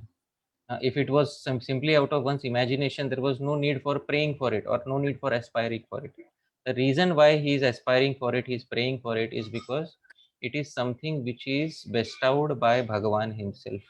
It is something which is bestowed by Bhagavan's eternally perfected associates. So there is no question of imagination here. The question is very simple, that have we approached the proper devotee and asked the proper questions and developed the proper mood so that Krishna will reciprocate and reveal that to us. Nothing else. Till the time Krishna has not revealed to us, we are supposed to keep aspiring and hankering. And till that time we are also supposed to learn more about Krishna's name, qualities, pastimes, associates by hearing from the existing Raganuga Bhaktas. And once we ourselves have been gifted with that Siddha Deha by the mercy of Krishna, by the mercy of Srimati Radharani, by the mercy of Srila Rupa Goswami, then our active service can begin. So that is the answer to your query. So I hope that clarifies to some extent. Sure, Prabhu. Just be patient and wait for it to happen. Not just wait for it to happen. Make sure that you cry. Yes, because waiting will not ensure any Krishna. Bahu janma kari yadi shravana kirtan tabu tana paye Krishna pade prem. Many lifetimes of waiting will not ensure it, but one lifetime of crying will ensure it. So this active effort has to be there on our part. Sure, So Prabhu. thank you very And much. one follow-up question. In your lecture, you mentioned how Shiva was able to only see from far away the pastimes of Krishna and Rasalila like that. I'm very interested in all the pastimes of Shiva once I gave a lecture about Shiva. So I would like you to tell me how he came closer to viewing those pastimes, if you have time, that is. I'll just mention briefly that he was allowed to see it only from a distance, because when he was about to enter into that pastime of seeing that Rasalila, at that point of time the gopis asked him, who are you and why are you trying to enter? So he said, I am Shiva, you all must be knowing. But the gopis clearly told him, you cannot enter. So how can I enter? That you have to be born in our society in order to enter. You have to take a birth in our society in order to enter. So you have to be a gopi by birth in order to enter into the pastimes. So although he transformed himself into a gopi, but he did not enter and participate into it. He only viewed it from a distance. So we have the DT today, and that DT also is standing alone. Is not shown with Krishna. Because if he would have entered the pastime, the DT would be with Krishna. But that DT today of Gopeshwar Mahadev, that DT is alone. Why? Because he viewed at a distance. Therefore, Srila Vishwanath Chakravarti Thakur says in Rag Vartma Chandrika that a devotee will first have to take birth with Krishna. And then when we perfect ourselves, it's not that we immediately go to Golok Vrindavan. Srila Vishwanath Chakravarti Thakur says, we first have to take a birth in one of the material universes where Krishna has appeared. And we take birth along with Krishna. So our blood relation with Krishna is established. So when our blood relation, when that Abhiman is there, that I belong directly to Krishna's family, that Abhiman goes a long way in ensuring that our true ego, not our false, our true ego in the spiritual world is completely sealed. And for this reason, Lord Shiva, he viewed it only from a distance, because he had not taken birth as a gopi. For that, we need to take birth in the family of Krishna.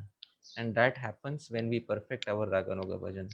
So Srila Vishwanath Chakravarti Thakur says, when we have perfected our Raganuga Bhajan, next life we will take birth with Krishna. And we will see Krishna growing up. And we'll have those sweet memories of Krishna growing up and playing with us. And that is when our true ego will be completely solidified. Our relationship with Krishna will be finalized. And that is when we will be eligible to enter Golok Vrindavan.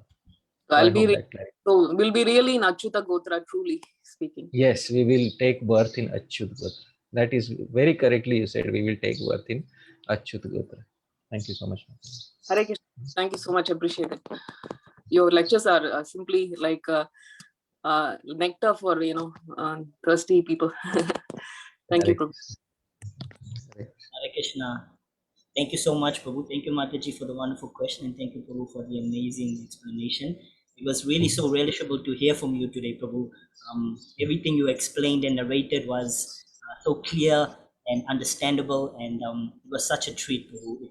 Like Mataji said before, it's like nectar to the ears, And we are very grateful for you to have given us your association. We know it's the time zones and time differences.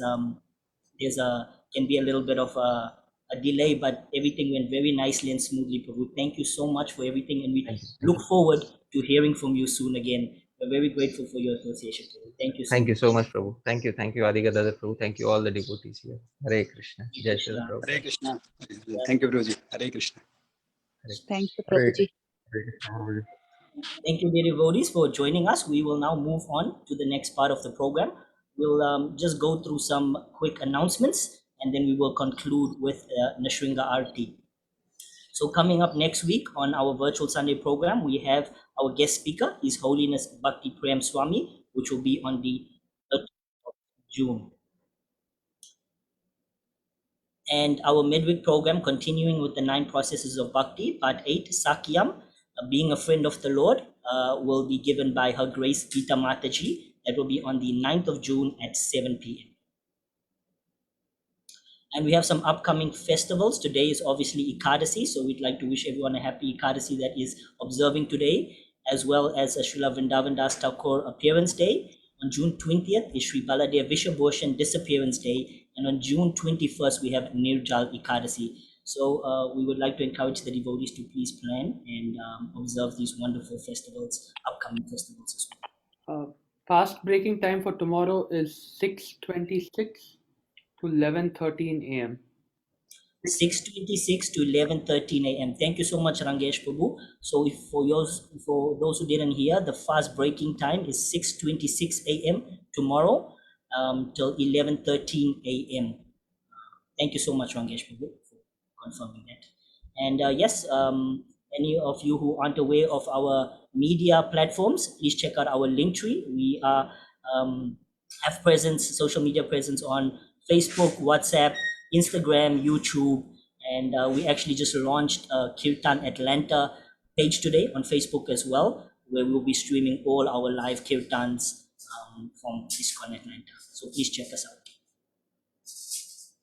And we'd like to send some prayers out to these devotees who are still facing some health difficulties. His Holiness Jaipataka Swami, His Grace Nanda Sutta Prabhu, who is a very senior member of our community here in ISKCON Atlanta.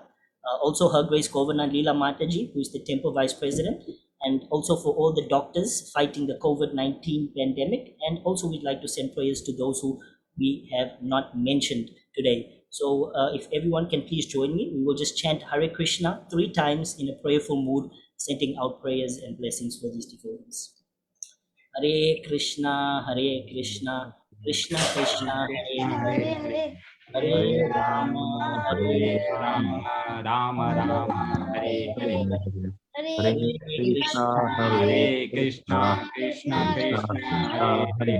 Hare Rama, Rama Rama, Hare Hare. Hare Krishna, Krishna Krishna, Hare Hare. Hare Rama, Rama Hare Hare. Thank you so much, dear devotees, for joining us and for joining us in sending out prayers for these wonderful devotees. And we will now move along to the conclusion of our program. We have a wonderful devotee, Garima Dasi, one of our little kids who are part of our community, who will be leading us in our Nashringa Arti. So Garima, if you are ready, please, you may begin. You can unmute yourself, Garima. Thank you. Hare Krishna, everyone. Dhanvat Pranam. Shri Prabhupada Gurudev. Today I will be singing Vasundevati. So all of you please bless me, and so I can sing for the pleasure of Sri Guru and Gauranga. Hare Krishna.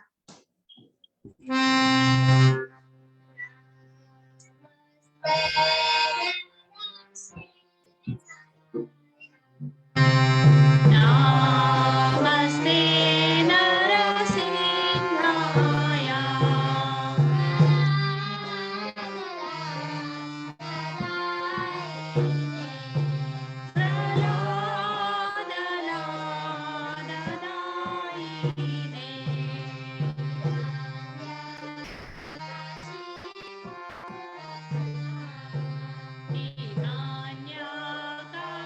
भक्तिपूर्वकः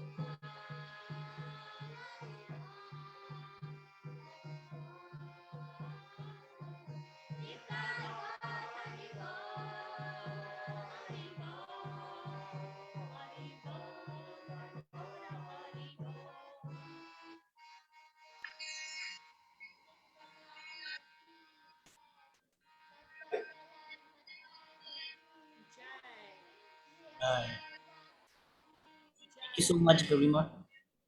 Thank you so much for leading us in such a wonderful Nishringa Aarti. Your kirtans are just getting better and better. You are singing so wonderfully, first class. I know His Holiness Bhakti Charanraj will be very happy. So thank you so much for leading us in a beautiful kirtan. And on that note, dear devotees, we will now conclude. We'd like to thank everyone who has joined us, and we'd like to encourage everyone to please continue joining us as well on our virtual Sunday programs as well as our midweek programs. We do appreciate all the support, and yes, please keep up to date with us on our social media platforms, and we look forward to seeing you all very soon again. Thank you so much. We shall now take leave. Hare Krishna. All glories to Srila Prabhupada. Hare Krishna.